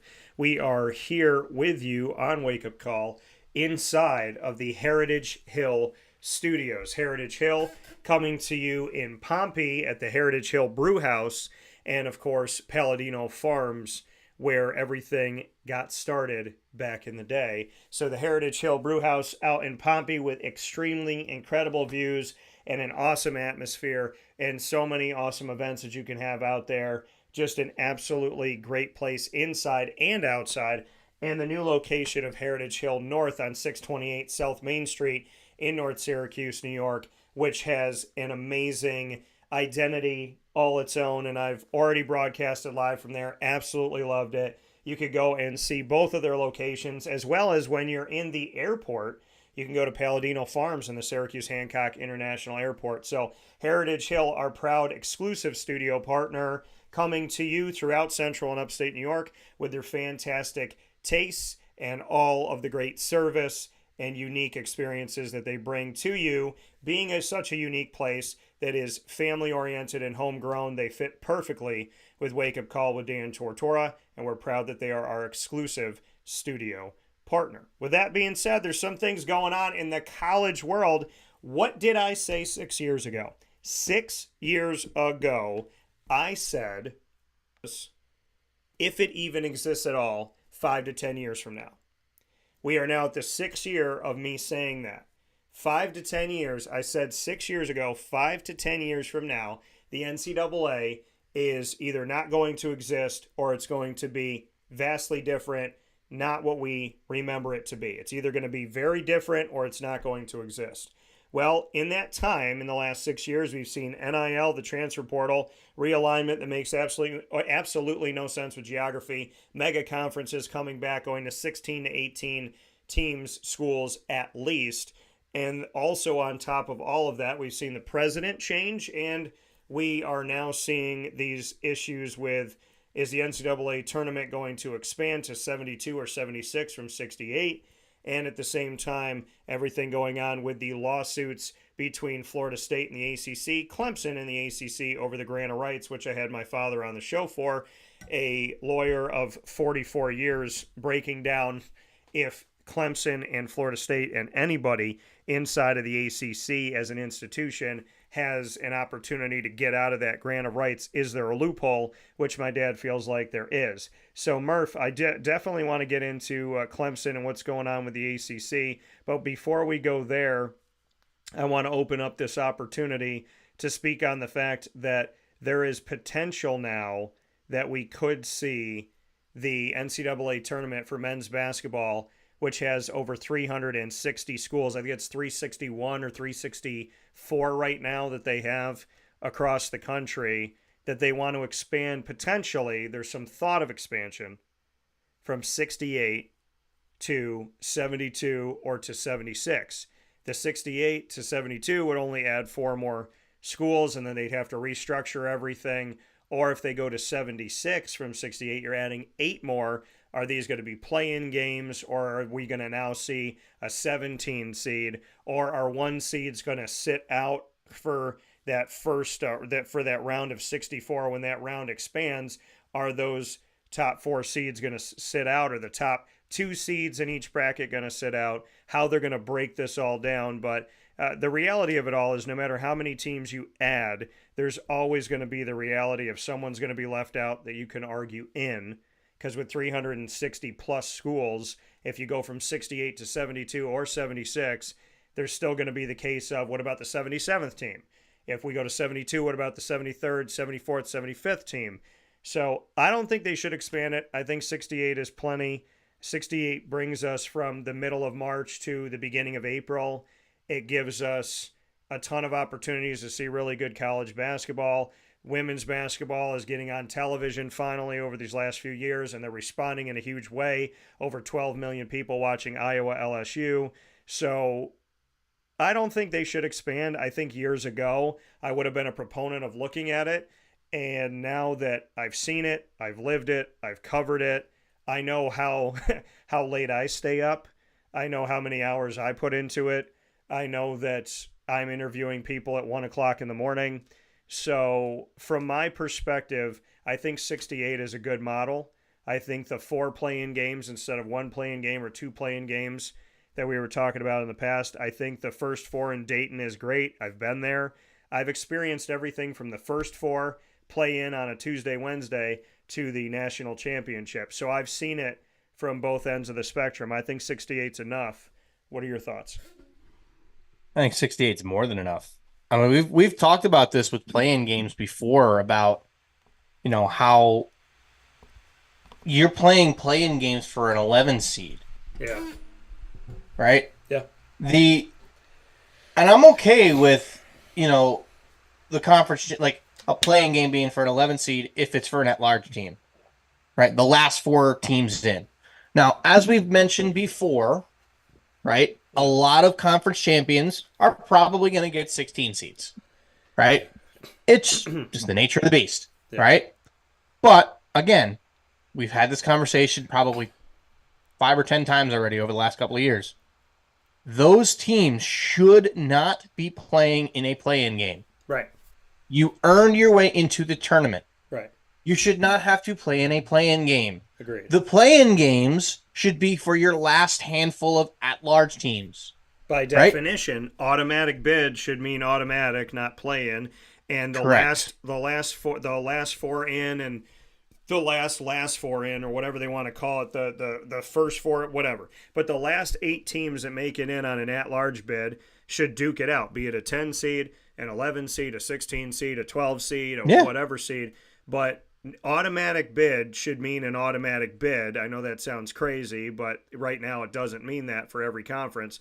So an automatic should be an automatic, and the at-large literally says, here are the last 8 teams that we decided to put in. If those are your last 8 teams, then only at-large should be duking out in the first 4. They shouldn't, because basically what they say to a conference is, of the 32 conferences, we think these conferences suck the most. So yes, you won your conference tournament, but we don't respect your conference this year or ever, like the Southland and some of these conferences that just don't get opportunity out there. And that's not fair. I am a firm believer, and you and I both agree on this.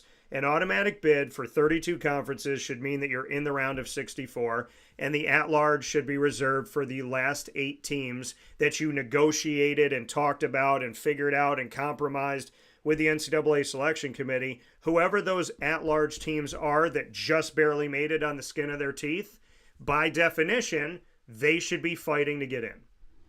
Absolutely. That's the way it needs to be. Yeah. And to be honest, I think 70, that's just too many teams. It's a lot. Right? Like, as many people know, I am very much against having half the teams in the NFL make the playoffs, having half the teams in Major League Baseball make the playoffs, having more than half the teams in the NBA and the NHL making the playoffs. Because it makes making the playoffs college football important. College football has over 80 teams make it of 130 plus. It is 60. I think it's over 60%, more than half. I was thinking more like the playoff, not necessarily like bowl games. Oh yeah, no, but like bowl game wise, there's right now with the current college football playoff accounting for a couple of the bowls, there are 42 opportunities, which means 84 of 133 or 136 teams make it. It's the only sport anywhere in America and the only level of sport from college to pro where we're talking about 60+% making it, and that you can make it at 5 and 7. And 1 year, because they needed a spot, they had a team make a postseason game at 4 and 8. Yeah, that just makes no sense. But my big thing is, if you want to expand the field, okay. However, the requirement to do that is any team that gets an automatic bid is automatically through to the first round, to the round of 64. Yeah. You then have, so you get 64 teams right there, right? You've then got 32 to get to there. If you want 76, that's another 14 teams. The last 14 teams that you pick, so there would be 7 play-in games. You seed them 1 through 14. Yeah. 1 plays 14, 2 plays 13, and so on and so forth, right? Now, granted, those would be to get into the playoff or to get into the field of 64. But you can't tell me that the 69th team or 70th team just gets into the first round. Yeah. If they go through with this, how many more of these automatic bid teams are going to have to play in a play-in game? Right. Most of them. Right? Exactly. It's stupid. They should not have to play in a play-in game. I understand that you're going to put these teams as 16 seeds, and you feel like the 16 seeds should have to play into the tournament. I get that, right? But those teams earned the right to be there. There are 32 automatic bids. They earned the right to get there based on winning their conference championship. Right. They should be in the field of 64, period. The rest of the teams, whether it be you go 68, you go 72, 76, even 80. Yeah. Hell, even if they wanted to go 128 teams, right? The 32 automatic qualifiers into the first round, period. End of story, done. Yeah. But if they do end up with 60 or 72, 76 teams, and you have to have those low seeds play for an automatic bid, they're going to have to win 2 games, or a game or 2 before they can even get to the first round. Yeah. Is what it sounds like. Yeah. It sounds like they almost want to make the play in like an actual tournament. Well, which I think would be foolish. Well, and you know, there was also something on the table that they were going to stop giving automatic bids to some of the conferences. No. And no, you cannot do that. And they were just going to start. And because the thing, and this is the thing, this is what is sad to me. It is so sad. And there's a tournament actually coming up that they're building that is going to be not the NCAA, not the NIT. It's going to be another one, not the CBI. And it's going to focus, I think, on the Big East and the Big 12 and the ACC. And, I mean, basically what they're saying to the NEC, to the Southland, to the SoCon, to the MAAC, the MAC, and so on and so forth, the Big South, the Big West, what they're saying to these conferences is, not only do we not respect you in football, but now we're trying to cut you out of basketball. And the whole point of the tournament is the teams that, I mean, look at where Lemoyne plays. They play in the NEC. Last year, the NEC, FDU, beat Purdue 16-1. And the NEC this year, after doing that, after proving that they're a conference that could do good things, where did Wagner have to do? Wagner had to play a play-in game.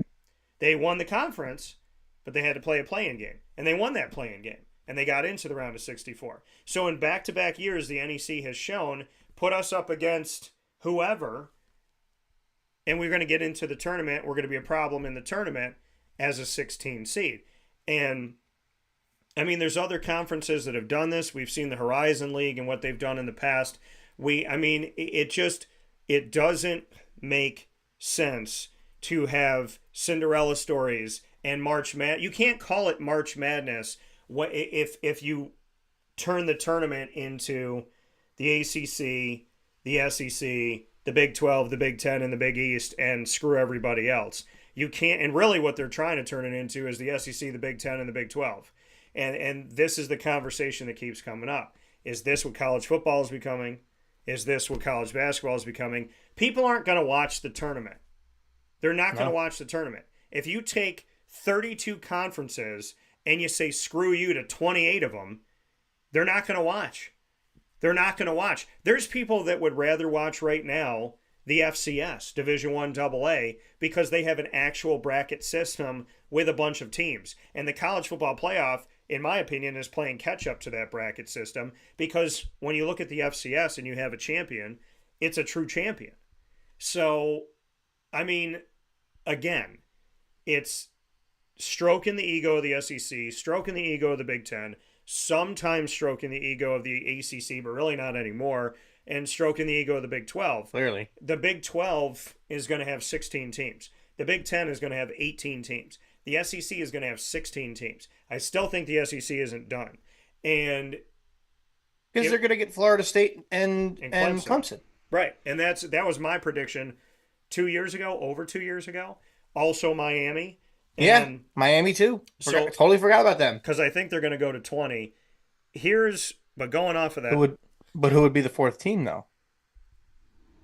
it would probably be maybe a Louisville so that they can keep the Kentucky-Louisville matchup. So they have Kentucky, Louisville, Miami because of Miami strictly. I mean, look at where they are, and I don't think they have an allegiance to a conference. I saw how they left maybe the Big Virginia? East. Virginia, I mean, I don't know. I'm just throwing teams out there to be no. honest. Well, because some people said North Carolina, but that doesn't make any sense. No, with the it North Carolina would make sense for Duke Duke and North rivalry. Carolina to probably go to the Big Ten. So, I mean, ultimately, I think we're going to see the SEC go to 20. But off of that comment that I made a few years ago, let's look at this. South Carolina court orders the ACC to provide Clemson with ESPN agreements. Now, here we go with this information. A South Carolina court has ordered the ACC to turn over documents about its agreements with ESPN. So you look in that grant of rights. Within that grant of rights is the ESPN TV contract. Clemson requested in its lawsuit the interim confidentiality order was released on Friday. And so I'm going to make sure here that was this past Friday, May 3rd. It said the ACC has 7 days to produce unredacted documents. So they have to produce the documents as is. There can't be any redacted. For people that don't know what that means the big black line. Like if you write to someone that's sitting on a jury and they get the letter and it has anything to do with the case, it's hey, how you doing? Big black line, big black line, big black line. This one has, they have to send this within 7 days. The ACC does. Unredacted documents. No big black line. Nothing crossed out about its TV deal with ESPN. These are supposed to be presented to Clemson University. It also provides safeguards to keep the documents from being released publicly. But here's the thing. Once a document changes hands in today's world, the chances that someone is going to release this in the media, probably pretty high. The order bars Clemson, a public university, from complying with any Freedom of Information Act requests unless the ACC gives written permission or the school is forced to do so by another court with quote-unquote competent jurisdiction. Clemson sued the ACC back in March of this year, filed in South Carolina, claims the ACC's $140 million exit fee is quote-unquote unconscionably high and quote-unquote unenforceable. The school says the grant of rights only applies if Clemson is part of the conference, and that if a school exits the league, it retains control of the media rights to its home sporting events. Now, I read this grant of rights with my dad. The grant of rights, by strict just verbiage, says if you leave the conference, we own your rights. If you leave the conference, whatever games that you play at home, they belong to us. It's something that all of these conferences signed, or all of these institutions signed with the ACC. They sign them individually, and the sign on the dotted line says, we give up our media rights. If we decide to leave, we give this up. They all made this conscious decision to sign the grant of rights with the ACC. Now that they see the Big Ten making more money, now that they see the SEC making more money, now some of these schools want to jump out. By the way, these schools are doing things as a lot of people do things, which is in the moment. Because Clemson has been the darling of the ACC in college football. They've been the only representation of the ACC in college football for the college football playoff. 20 years ago, Clemson would probably keep their mouth shut. Florida State, 5 years ago, would probably keep their mouth shut. But I told you Mike Norvell was going to make that thing something special. So this is an opportunistic Florida State. This is an opportunistic Clemson that is looking at the Big Ten, looking at the SEC. From my point of view, I think Clemson pre-Dabo shuts their mouth. I think Clemson first few years of Dabo shuts their mouth. I think Florida State at the end of Jimbo and during Willie Taggart shuts their mouth.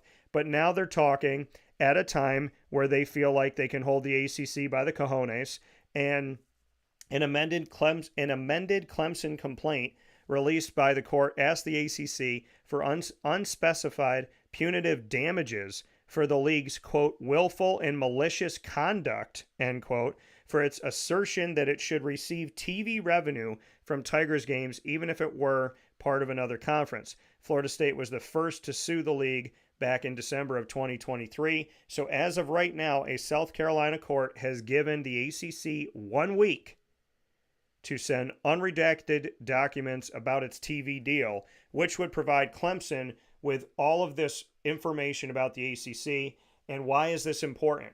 Well, my dad, again, a lawyer of over 4 decades, I said, Dad, brass tacks of this, the grant of rights looks like they signed it and they're stuck to it and the ACC's got control. And my dad said, yes, it does look that way by the verbiage. But within the verbiage of the grant of rights, it also says that the ACC has to negotiate to the best of their ability and negotiate on behalf of all of these schools to the best that they can. If a judge looks at this and believes that the ACC did not negotiate the best deal with ESPN, it could dissolve the grant of rights and give these institutions an opportunity to leave if they can prove, if a judge agrees that whatever the ACC did with the grant of rights was not the best deal that they could have gotten. And that is something that is left up to opinion. And so if a judge's opinion is the ACC did not do everything they could, did not raise all the money that they could to the best of their ability, then Clemson, Florida State, and whoever else could find a way out of the grant of rights. So by sheer just looking at it, it looks like these institutions are stuck until 2036. The reality of it all is if a judge sits with this and looks at it and says, Atlantic Coast Conference, you could have gotten more money, you could have gotten more opportunities, you could have done more for these schools. If that is believed by a court, then Clemson could find their way out, Florida State could find their way out. What are your thoughts? I think that's a really interesting case. You know, if you find the right judge that is willing to, or that will, you know, that might be able to side with the schools in the ACC. If that grant of rights is gone, like if that gets wiped out, the ACC's done. Yeah. Like the conference will disband. Yeah. Everybody will leave. I firmly believe, and I can tell you right now, I firmly believe this. I think all of the old Big East schools that are currently in the ACC would go back to the Big East. And they'd form Louisville, Syracuse. They'd form football again. Who am I missing? Louisville. There's like 2 or 3 more. Louisville, Syracuse, Pittsburgh. Notre Dame would go back for everything but football. But and then I think they all go back. Right. And then the rest of the ACC, you keep in mind they'll split. Virginia Tech, people forget this. Virginia Tech was a Big East school. Boston College was a Big East school. Miami was a Big East school. So there is a chance here. I mean, if you look at just the ACC in basketball, of the 15 ACC member schools, 7, so just about half of the ACC in basketball was a former Big East institution. I have actually said this over months in conversation. I believe there's a world where Northeast football comes back and the Big East gets their football back.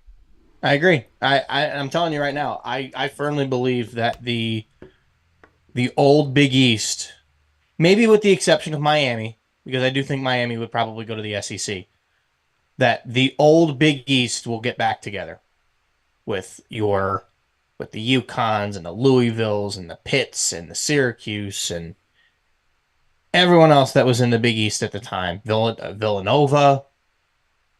Bring all those teams back. Yeah. Get back to the OG days of the Big East, which was arguably the best conference in college basketball for many, many years. Yeah. Some might argue it still is, other than the ACC. Yeah. But if the ACC disbands, I think the big question marks you're going to have are 4 teams: Virginia, Virginia Tech, Duke, and North Carolina. Where do they go? I believe Virginia, Virginia Tech could go easily to the Big East. I think that would make sense. Yeah. Then you got Duke, North Carolina. Big Ten would make sense. For them, yeah. Probably more so than the SEC, because if you look at, because you got to think about it in more than just basketball, right? Basketball, they could compete in the SEC easily. Probably both could win the conference in any given year. Football, they'd get torched in the SEC. They'd be off. They'd be near the bottom. They would be down there with Vanderbilt. Baseball, also different story. They could probably compete in baseball. UNC Chapel Hill's had a really good year baseball-wise right now. Yeah. Duke's has been decent in recent years. But looking more at it, I think the Big Ten is a better fit for them. I think it's, obviously it's still, they probably wouldn't do great in football, but they dominate that conference in basketball. They beat Duke, North Carolina for the championship every single year. I mean, Michigan's decent. Ohio State's been pretty good in recent years, but, they got Purdue. No, Purdue's Big 12. Never mind. No, they are Big 10. Purdue's Big Ten. Purdue is Big 10. I forget about them because they're terrible in football. Yeah, so that'd be interesting. But real quick, because I didn't get to mention it before. Going back to the talk about the NCAA tournament and how they can make that tournament better. Yeah. Just follow the college baseball model. College baseball's model for the playoffs, I think, is the best model you could possibly have. Because you've got 64 teams. Yeah. There are 16 regionals. 4 teams in each bracket, and it's round robin play. Everybody gets 3 games, no matter what. You could still have the craziness of the tournament, right? You'll still have upsets. You'll still have Cinderella teams, right? But you'll have the round robin play. That'll happen. Whatever team, wins the regional moves on to the super regionals. 8 super regionals. 3-game series. Right? Between those 2 teams. Yeah. Then you go to College World Series, or this would be the Sweet 16. Sorry, no, this would be the Elite 8 in college basketball. The last 8 teams. And then it's tournament, and then you get a double elimination tournament. 4 games. You win, you move to the winner's bracket. You lose, you move to the loser's bracket. You can still win coming out of the loser's bracket. Yeah. I think out of any tournament in college sports, I think college baseball has the best format for a tournament. Now, would you have to alter it somewhat for basketball? Yeah. Yeah, probably. Maybe you don't have a 3-game series in the Super Regional. Maybe it's just a 1 game. Right. Right? But could you imagine instead of 1 game, 1 and you're done in college basketball in the NCAA tournament, if it was like Duke versus Houston like this year, and Duke beats Houston, Houston beats Duke, and then like they have an actual series. Yeah. Instead of like on any given day, this team's going to win and this and that. But they would make it harder for the Wagners and the Woffords and the St. Bonaventures to win a 3-game series. But, I mean, in the baseball world, you can afford to lose and not be out right away at certain points within it. It's just, I just feel like I don't want to see anything change. I like this. Well, I'm sorry. So that was kind of I don't want to see the 68 change. I don't want to see the 68 change because I'm okay with it. If they added a couple more, I could probably get around 70 or 72. But I don't want to see the 68 change. I don't want to see the seeding change. All I want to see change is that the automatics are automatic and that the at-large are the last 8, and that the play-ins are the last 8 at-large, because that makes sense. It makes perfect sense to say these are the last 8 that we thought should get in over these other schools, and if those are your last 8 that got in and these teams barely got in, then let them fight for it, and you can make them 10 seeds or 9 seeds or 8 seeds or 12 seeds or 6, whatever. But at the end of the day, let the automatics be the automatics, let the at-large be a part of the play-in, and be done with it. I think there's one problem in college basketball, and I think it's that some schools get at large and some schools get pretend at large. That's my only thing. Yeah, you're absolutely right about that. It's, one of those things that, I really do wish that they can make that better. I don't necessarily think the college baseball model would work for basketball because I think it could be too many games. Yeah. Because you'd have to do regionals in 3 days. Yeah. You'd have to play back to back to back. That's just the way it would be. Yeah. Right? And obviously it's round robin play, so you get one winner of each. So could that work? Yeah, maybe. But you figure that's 3 days. You figure you give them 2 to 3 days off so that they can travel. If you did the 3-game series, you got 1, 2, 3 days right there. So that'd be another 3 days in a row. Another couple days off to get to wherever they're going to do the final. Realistically, it'd be wherever they were going to do the Final Four. Yeah. Right? Because it's. Well, I mean, you could find a plate. Well, no, it's got it. You got to do it somewhere where it's going to be the Final Four, because it's 8 teams instead of 4. But then you just go to double elimination. I think it works for baseball. I don't know how much. I just don't know how well it would work with basketball, because there's what, you got to win 5 or 6 games to win the national championship. If you're not, so you got round. If you're like, let's just say if you're number 1 seed, right? So you got round of 64, round of 32, Sweet 16, Elite 8, Final Four championship. You got to win 6. If you got to win 6. If it's play-in, you got to win 7. Yeah, so you got to win 6 games. That's already 6 games before you even got into the Elite 8. Yeah. So it would be a lot more games. Now, I still think a lot of people would watch it because it'd be fun. Yeah. But, could that work? I don't know. We'd have to see. Yeah. But, man, would that be fun. I mean, it would be interesting. I think, honestly, what do they say? Keep it simple, stupid. Don't change it. Don't do anything except let the automatic bids be the automatic bids and let the play-ins be the last 8 at large. That's it. Now, quick here, I want to hit this because I want to make sure that we do before we jump out of here. And I'm going to be monitoring the Clemson-Florida State thing. Obviously, I've covered the ACC very closely, had Commissioner John Swofford on a bunch, have had current Commissioner Jim Phillips on to the broadcast, have spent over a decade covering the entire ACC, every institution of the 15 that are in there, Notre Dame for everything but college football, where they are still independent. They're one of 2 independents, by the way, just that. One of 2. That's all that's left. There's UConn and Notre Dame, because UMass is going to be joining a conference. New Mexico State already did. I want to hit a couple things here really quick. One of them being that Kirby Smart becomes the first $13 million coach. This conversation inside of the Heritage Hill Studios on Wake Up Call with Dan Tortora.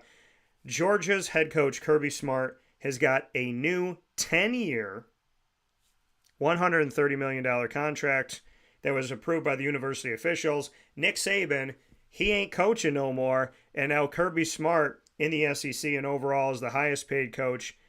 This is insane. He was scheduled to earn $10.75 million this year under his old contract. He'll see his salary increase to $13 million annually, and that money is guaranteed for at least the first half of his contract. His new deal runs through the 2033 season. He could also earn up to $1.55 million in bonuses. He's entering his 9th season as the Georgia head coach, and so now we're seeing this. Nick Saban previously was the highest paid coach until retiring in January. Smart passes Clemson's Dabo Swinney, who makes an average annual salary of $11.5 million. So Kirby Smart, the first $13 million head coach in college football. Your thoughts? Well deserved. Realistically, he was the big bad wolf. He took down the big bad wolf in Alabama twice. Obviously, they lost to them in the SEC championship this year, which knocked them out of the playoff as well.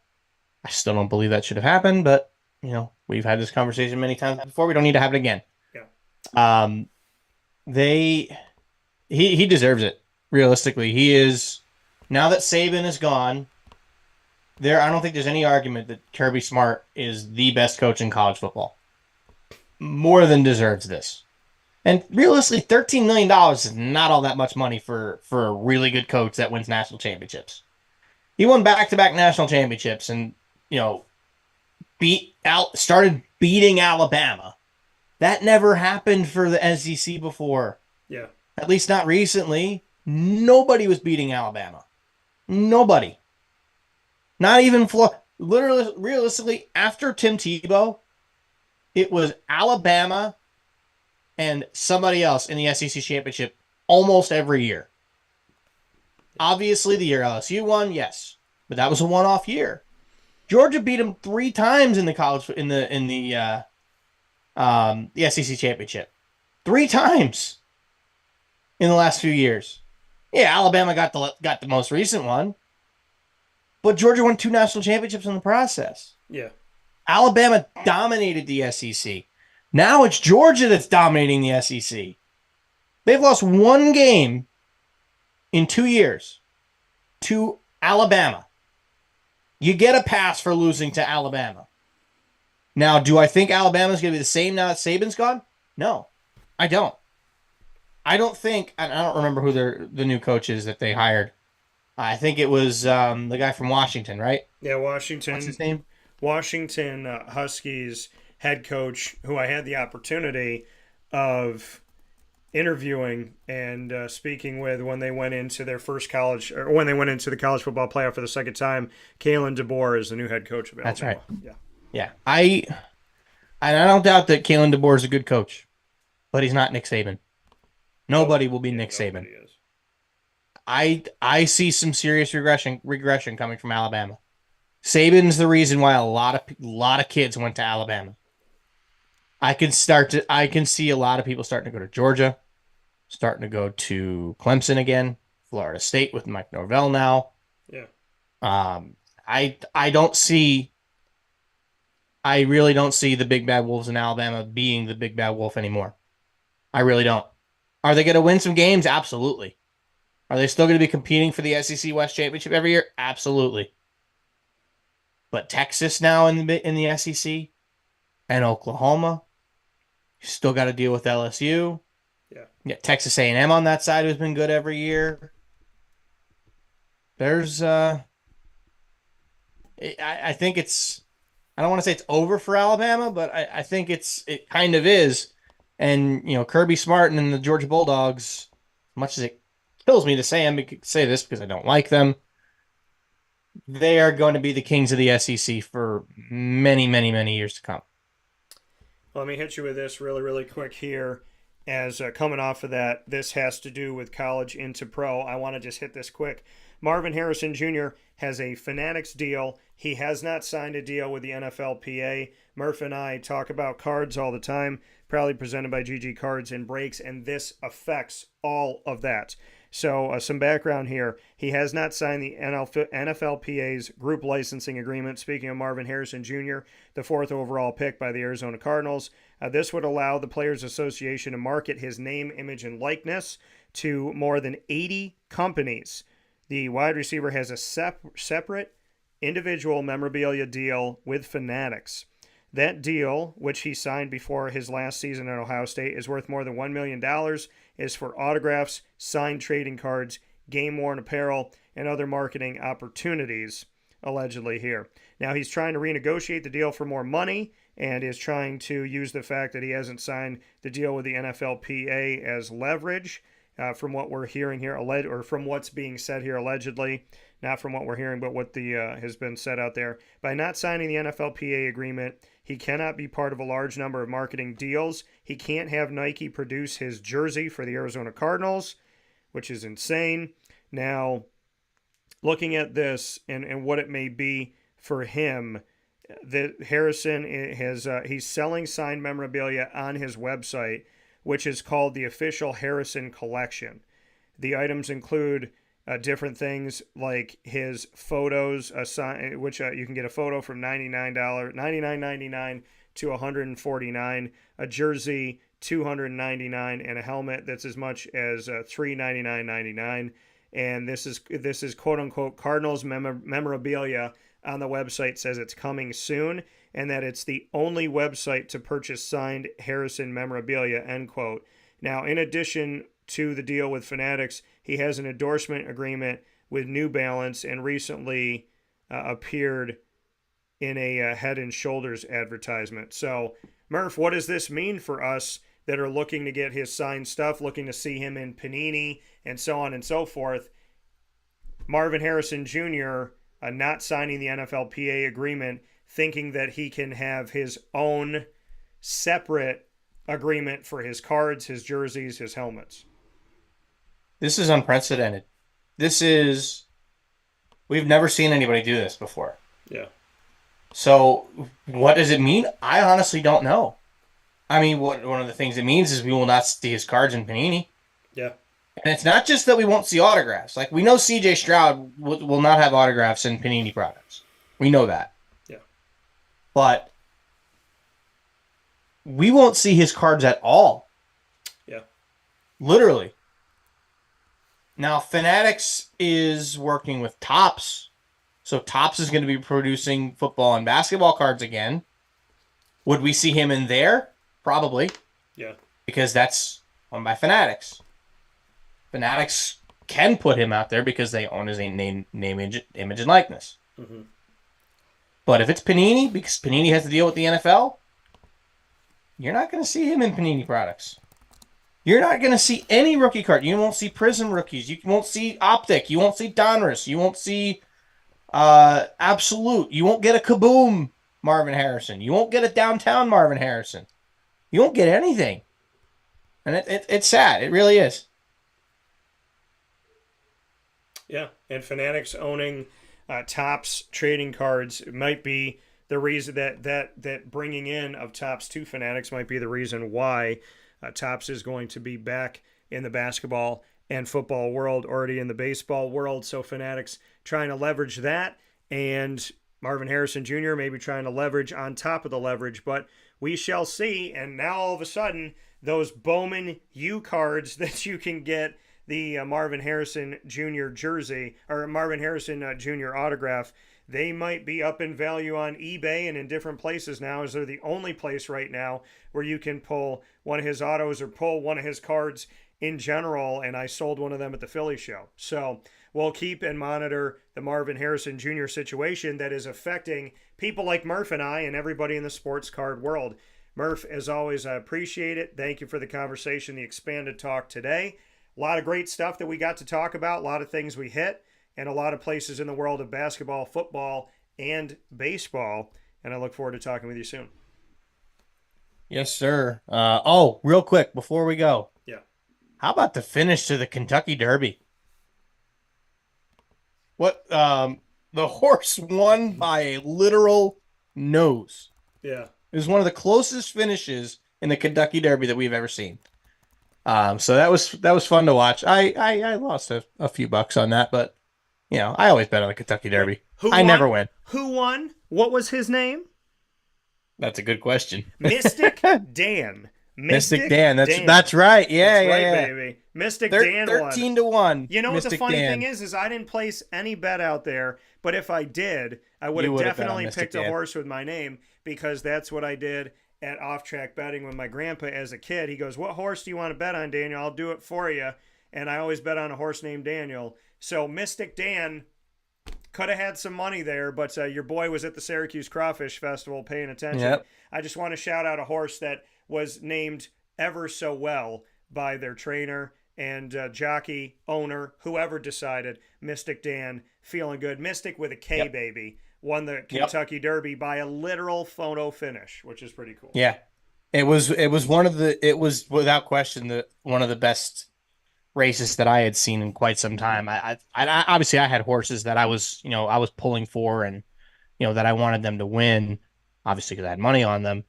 But looking at the trying to pull back up my bets here real quick before we get out of here. Do some stuff with this throughout the year. I think we have to have like some Mystic Dan memes and different things we do. Well, especially if Mystic Dan wins the Triple Crown. Oh yeah. That would be something.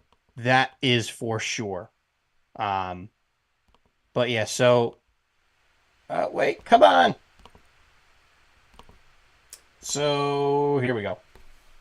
So yeah, I actually had some decent chances. Yeah. The horse that I had bet on was Catching Freedom. That was the 4 horse. Okay. And I'm watching the race and I'm looking like, where's the 4 horse? Where's the 4 horse? And the 4 horse is stuck in the middle of the field. And I'm like, man, I know. And what I'll do before the races like that is I'm watching to see where these horses start or where they, like if they win races, like are they getting in front and staying there, or are they kind of hanging around the middle of the field and then trying to work their way up? Yeah. And Catching Freedom was one of those that was kind of like, would hang around like 4th or 5th and then make a run. He was a really good closer. But it did not work out. That's unfortunate. But what's funny is the finish of the race. I want to make sure that I'm not wrong here. Just in the order of the horses that finished, as it was a photo finish. It finished. Come on. Official results. Come on. And by the way, in our Oakland A's polls on X, the former Twitter @CallDT, that's CALLDT, in early polling, you believe the Oakland A's will have a better record at the end of 2024 than the Los Angeles Angels. The A's voted 80% to 20% over the Angels right now. And should the Oakland A's leave Oakland, or should they renegotiate? Should they get back to the drawing board and stay? 66.7% of you want the A's to stay. 33.3% still think that they should leave the city of Oakland, California. Please continue to vote in those and all of our polls, including our NBA playoff polls, which we've had many people vote in already. Go to X @CallDT and vote now. Yeah, so the finish was Mystic Dan, Sierra Leone, Forever Young, Catching Freedom, and T.O. Password. So I had a 4-horse triple, a triple box with my dad, and we had, which horses did we have? We had the 4, which was Catching Freedom. We had the 10, which was T.O. Pass. I think that horse, let's see, Fierceness was in 15th. Yeah. That was the pre-race favorite. But yeah, so I had a separate triple box or exacta box where I had Sierra Leone, Forever Young, and Catching Freedom to basically in any order to finish 1, 2. They finished 2, 3, and 4. So safe to say, I did okay in picking which horses could do well, but I did not do okay in picking the winner. So because I didn't have the winner, all of those bets lost, which that's okay. But it was fun to watch. I just wanted to bring it up quick because it was a really cool way to finish the Kentucky Derby. So, now I'm looking forward to the Preakness because I want to see if Mystic Dan can win the second leg of the Triple Crown. That'd be fun to watch. Shout out to my favorite name of the Kentucky Derby winners ever, Mystic Dan. Murph, appreciate you. Looking forward to talking with you soon. We'll be in touch throughout the week. Stay safe, stay well, and next time you golf, stay dry. That's going to be in about an hour and a half. Okay. So I will do my best. Sounds good. I'll talk with you soon. Yes, sir. That coming from Murph once again here on Wake Up Call with Dan Tortora. Mondays bringing you Murph Monday. DT and Murphy starts off the week on Wake Up Call with my good buddy and fellow Marywood University alum, Mr. Brendan Murphy, coming to us inside of the Heritage Hill Studios. We're going to take our final step aside here on Wake Up Call with Dan Tortora, where sports truly meets that thing called life, inside of the Heritage Hill Studios, and we'll wrap things up right after this.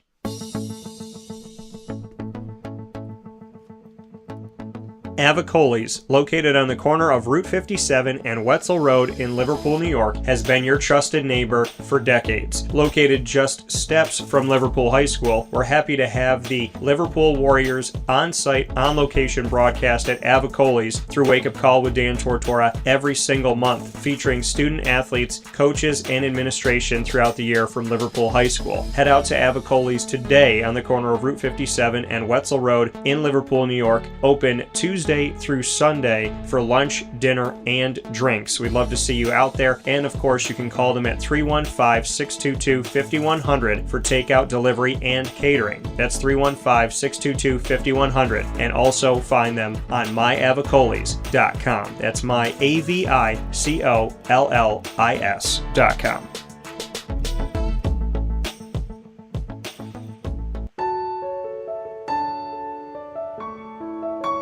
Having peace of mind when you're out of town that your furry-loving friend is safe and sound means taking them to Canine Campground, because we all know that when it comes to the love of our pets, it goes well beyond the call of duty to make sure they're safe and sound. Right, Lily? So take a ride to 242 Johnson Street in East Syracuse, New York, and see Canine Campground and where your dog will be staying, in the classic cabin, the executive cabin, the grand cabin, or of course the luxury cabin, because if you know Lily, you know she loves luxury. Now you don't have to wait to the last minute to find a family member or a friend that'll take your dog for a few days. Call Canine Campground at 315-299-4013. That's 315-299-4013. Their drop-off and pickup times are Monday through Sunday. Check K9campground.com for more information. That's the letter K, the number 9, and campground spelled with a K.com. K9campground.com. When you're going out of town, bring your dog to Canine Campground.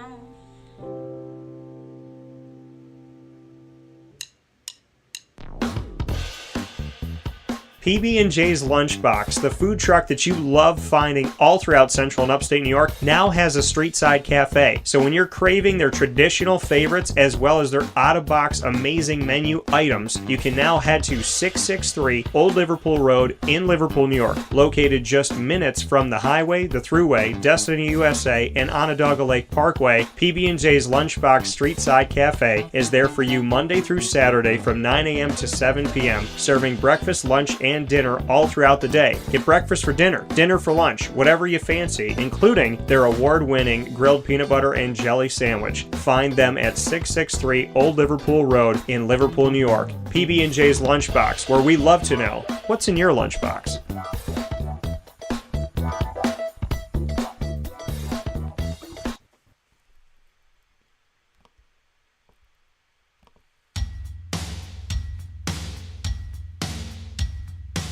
Central New Yorkers, you can now enjoy the taste of Heritage Hill award-winning craft beers, seltzers, and a full bar at 3 locations. Spend your weekends at their beautiful location in Pompey with its amazing views, sunsets, family, and pet-friendly facilities, as well as extensive private event areas. Get their taps, tonics, and tastes in their brand new North Syracuse location at Sweetheart Corner in North Syracuse, New York.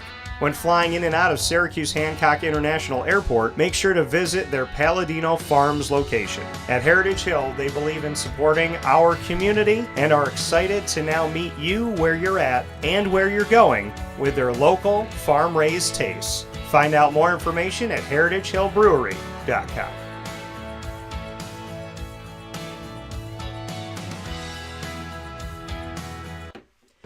And a welcome back here to Wake Up Call with Dan Tortora inside of the Heritage Hill Studios. Happy to be here with you on Wake Up Call with Dan Tortora Monday through Friday from 9 a.m. to 11 a.m. Eastern Time. Of course, under promise, over deliver, as we've spent extra time with you as we typically do here on Wake Up Call. Big time thanks inside of MonPazPopcorn.com's What's Poppin', giving you the list of topics and guests for the day. Of course, on Mondays, DT and Murphy, thanks to Brendan Murphy, and our sports card show and tell, proudly presented by GG Cards and Breaks, with a ton of things that I had to show. Most notably, I would say, are my Ellie De La Cruz rookie vibration, my Ellie De La Cruz rookie, another rookie that I had, and a Yamamoto rookie from the Big League Baseball from Topps, as well as my other ones to showcase here.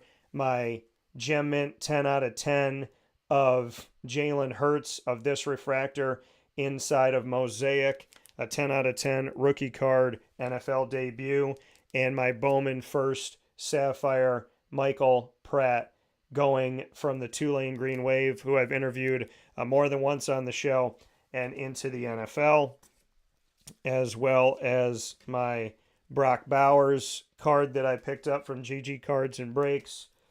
I want to shout that one out. Jawar Jordan Jr. and my Mark Brunell that fits my Trevor Lawrence that I picked up as well. So happy that I got both of them, kind of throwing the same way as well. And then Blake Corum, I want to shout that one out, that I was able to pick up. And of course, from my box break, when we did the post draft for the NFL draft box break, first time that we've ever done that, first time I've ever seen it on any show, and picking up Will Levis's rookie card in our Zenith box, mega box that we got from GG Cards and Breaks, our rookie red parallel Anthony Richardson, our red insert here of Will Levis dual-sided card, our by the numbers Anthony Richardson, our by the numbers Zay Flowers, and this awesome insert refractor of C.J. Stroud of his rookie, as well as a bunch of other things, including our double-sided chrome Pat Mahomes card, which is like the Will Levis, but it's all chrome instead of being all red. So a lot of cool stuff that we've gotten from GG Cards and Breaks. We spoke with you about Major League Baseball, NCAA basketball, and football, as well as the NFL and the Kentucky Derby. We thank you so much for being here inside of the Heritage Hill Studios on Wake Up Call, Monday through Friday from 9 a.m. to 11 a.m. Eastern Time on YouTube.com and Facebook.com, both /WakeUpCallDT, and on wakeupcalldt.podbean.com. Once the shows go live, they hop into the archives.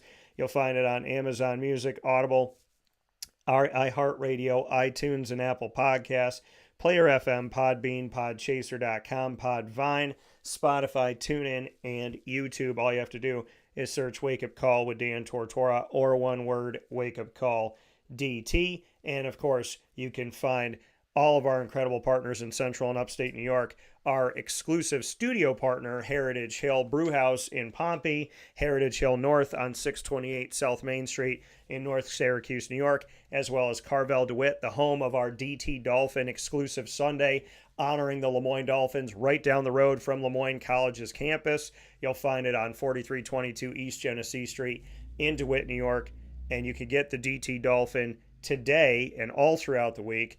It is mint chocolate chip ice cream, obviously green for the Dolphins, hot fudge, whipped cream, and a cherry, green and gold sprinkles for Lemoyne, and a chocolate dolphin jumping out of your whipped cream.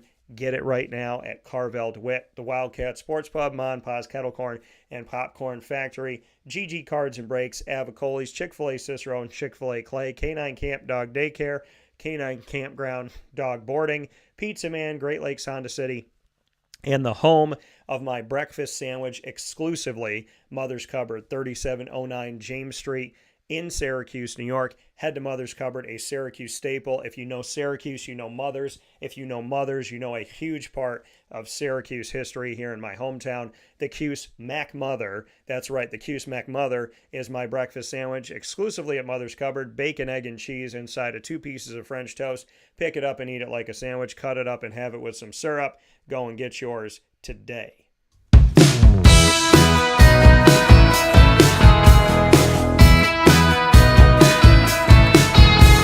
Wake Up Call with Dan Tortora is the exclusive multimedia marketing partner of your Lemoyne College Dolphins. Find your Dolphins Wednesdays during Dolphin Time. That's right, Wednesdays during Dolphin Time. You'll find the Dolphins at 9 a.m. Eastern Time exclusively on Wake Up Call with Dan Tortora with a spotlight they've never received anywhere else.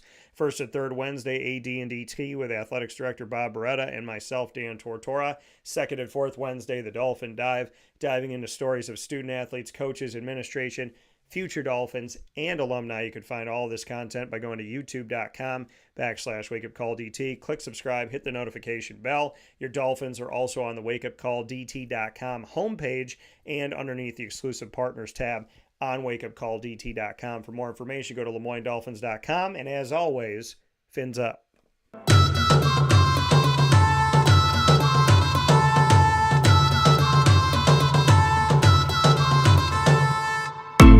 The Bryan and Stratton College Bobcats of Syracuse are exclusive multimedia marketing partners with Wake Up Call with Dan Tortora. You'll find the Bobcats with 2 campuses here in central New York. You'll find them on James Street in Syracuse, New York, as well as right off of 57 on Oswego Road right there in Liverpool, New York.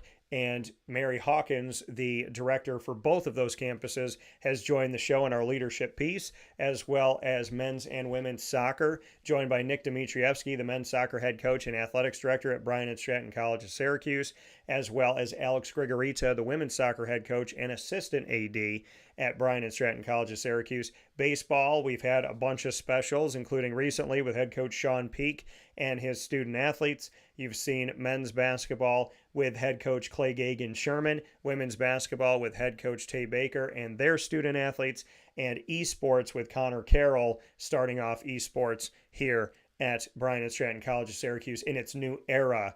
And I'm very excited about that. You'll find all of our content by going to youtube.com/wakeupcalldt. Monthly Bobcat Buzz specials will be coming to you. Click subscribe, hit the notification bell. Find the BSC Syracuse playlist on our YouTube channel. You can also find the Bobcats over on wakeupcalldt.com's homepage and underneath the exclusive partners tab on our wakeupcalldt.com website. For more information, go to syracuse.bscbobcats.com and go Bobcats.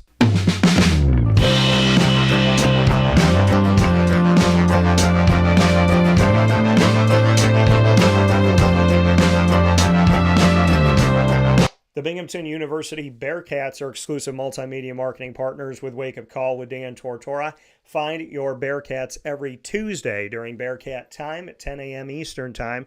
We feature the Bearcats in a spotlight you won't find quite like this anywhere else, going throughout all of the sports at Binghamton University and behind the scenes with Athletics Director Gene Marshall. In what we call Moments with Marshall, a monthly piece airing here on Wake Up Call with Dan Tortora, and the Bearcat Break Room with student athletes, coaches, and administration. You'll find all of this Binghamton University pieces and all these great, wonderful spotlights by going to youtube.com/wakeupcalldt. Click subscribe, hit the notification bell, and find our Binghamton University playlist. You'll also find the Bearcats on wakeupcalldt.com's homepage and underneath the exclusive partners tab on wakeupcalldt.com. For more information, go to bubearcats.com and go Bearcats.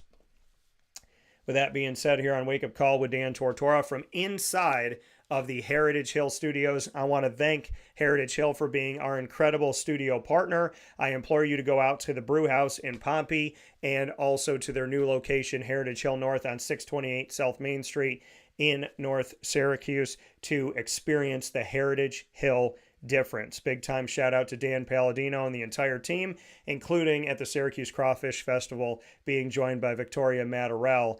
And you could go back and watch that video on youtube.com and facebook.com, both /wakeupcalldt. For now, from the Heritage Hill Studios, this is Wake Up Call. Facebook at Wake Up Call DT. X, keep voting in our polls at Call DT. Thank you for that.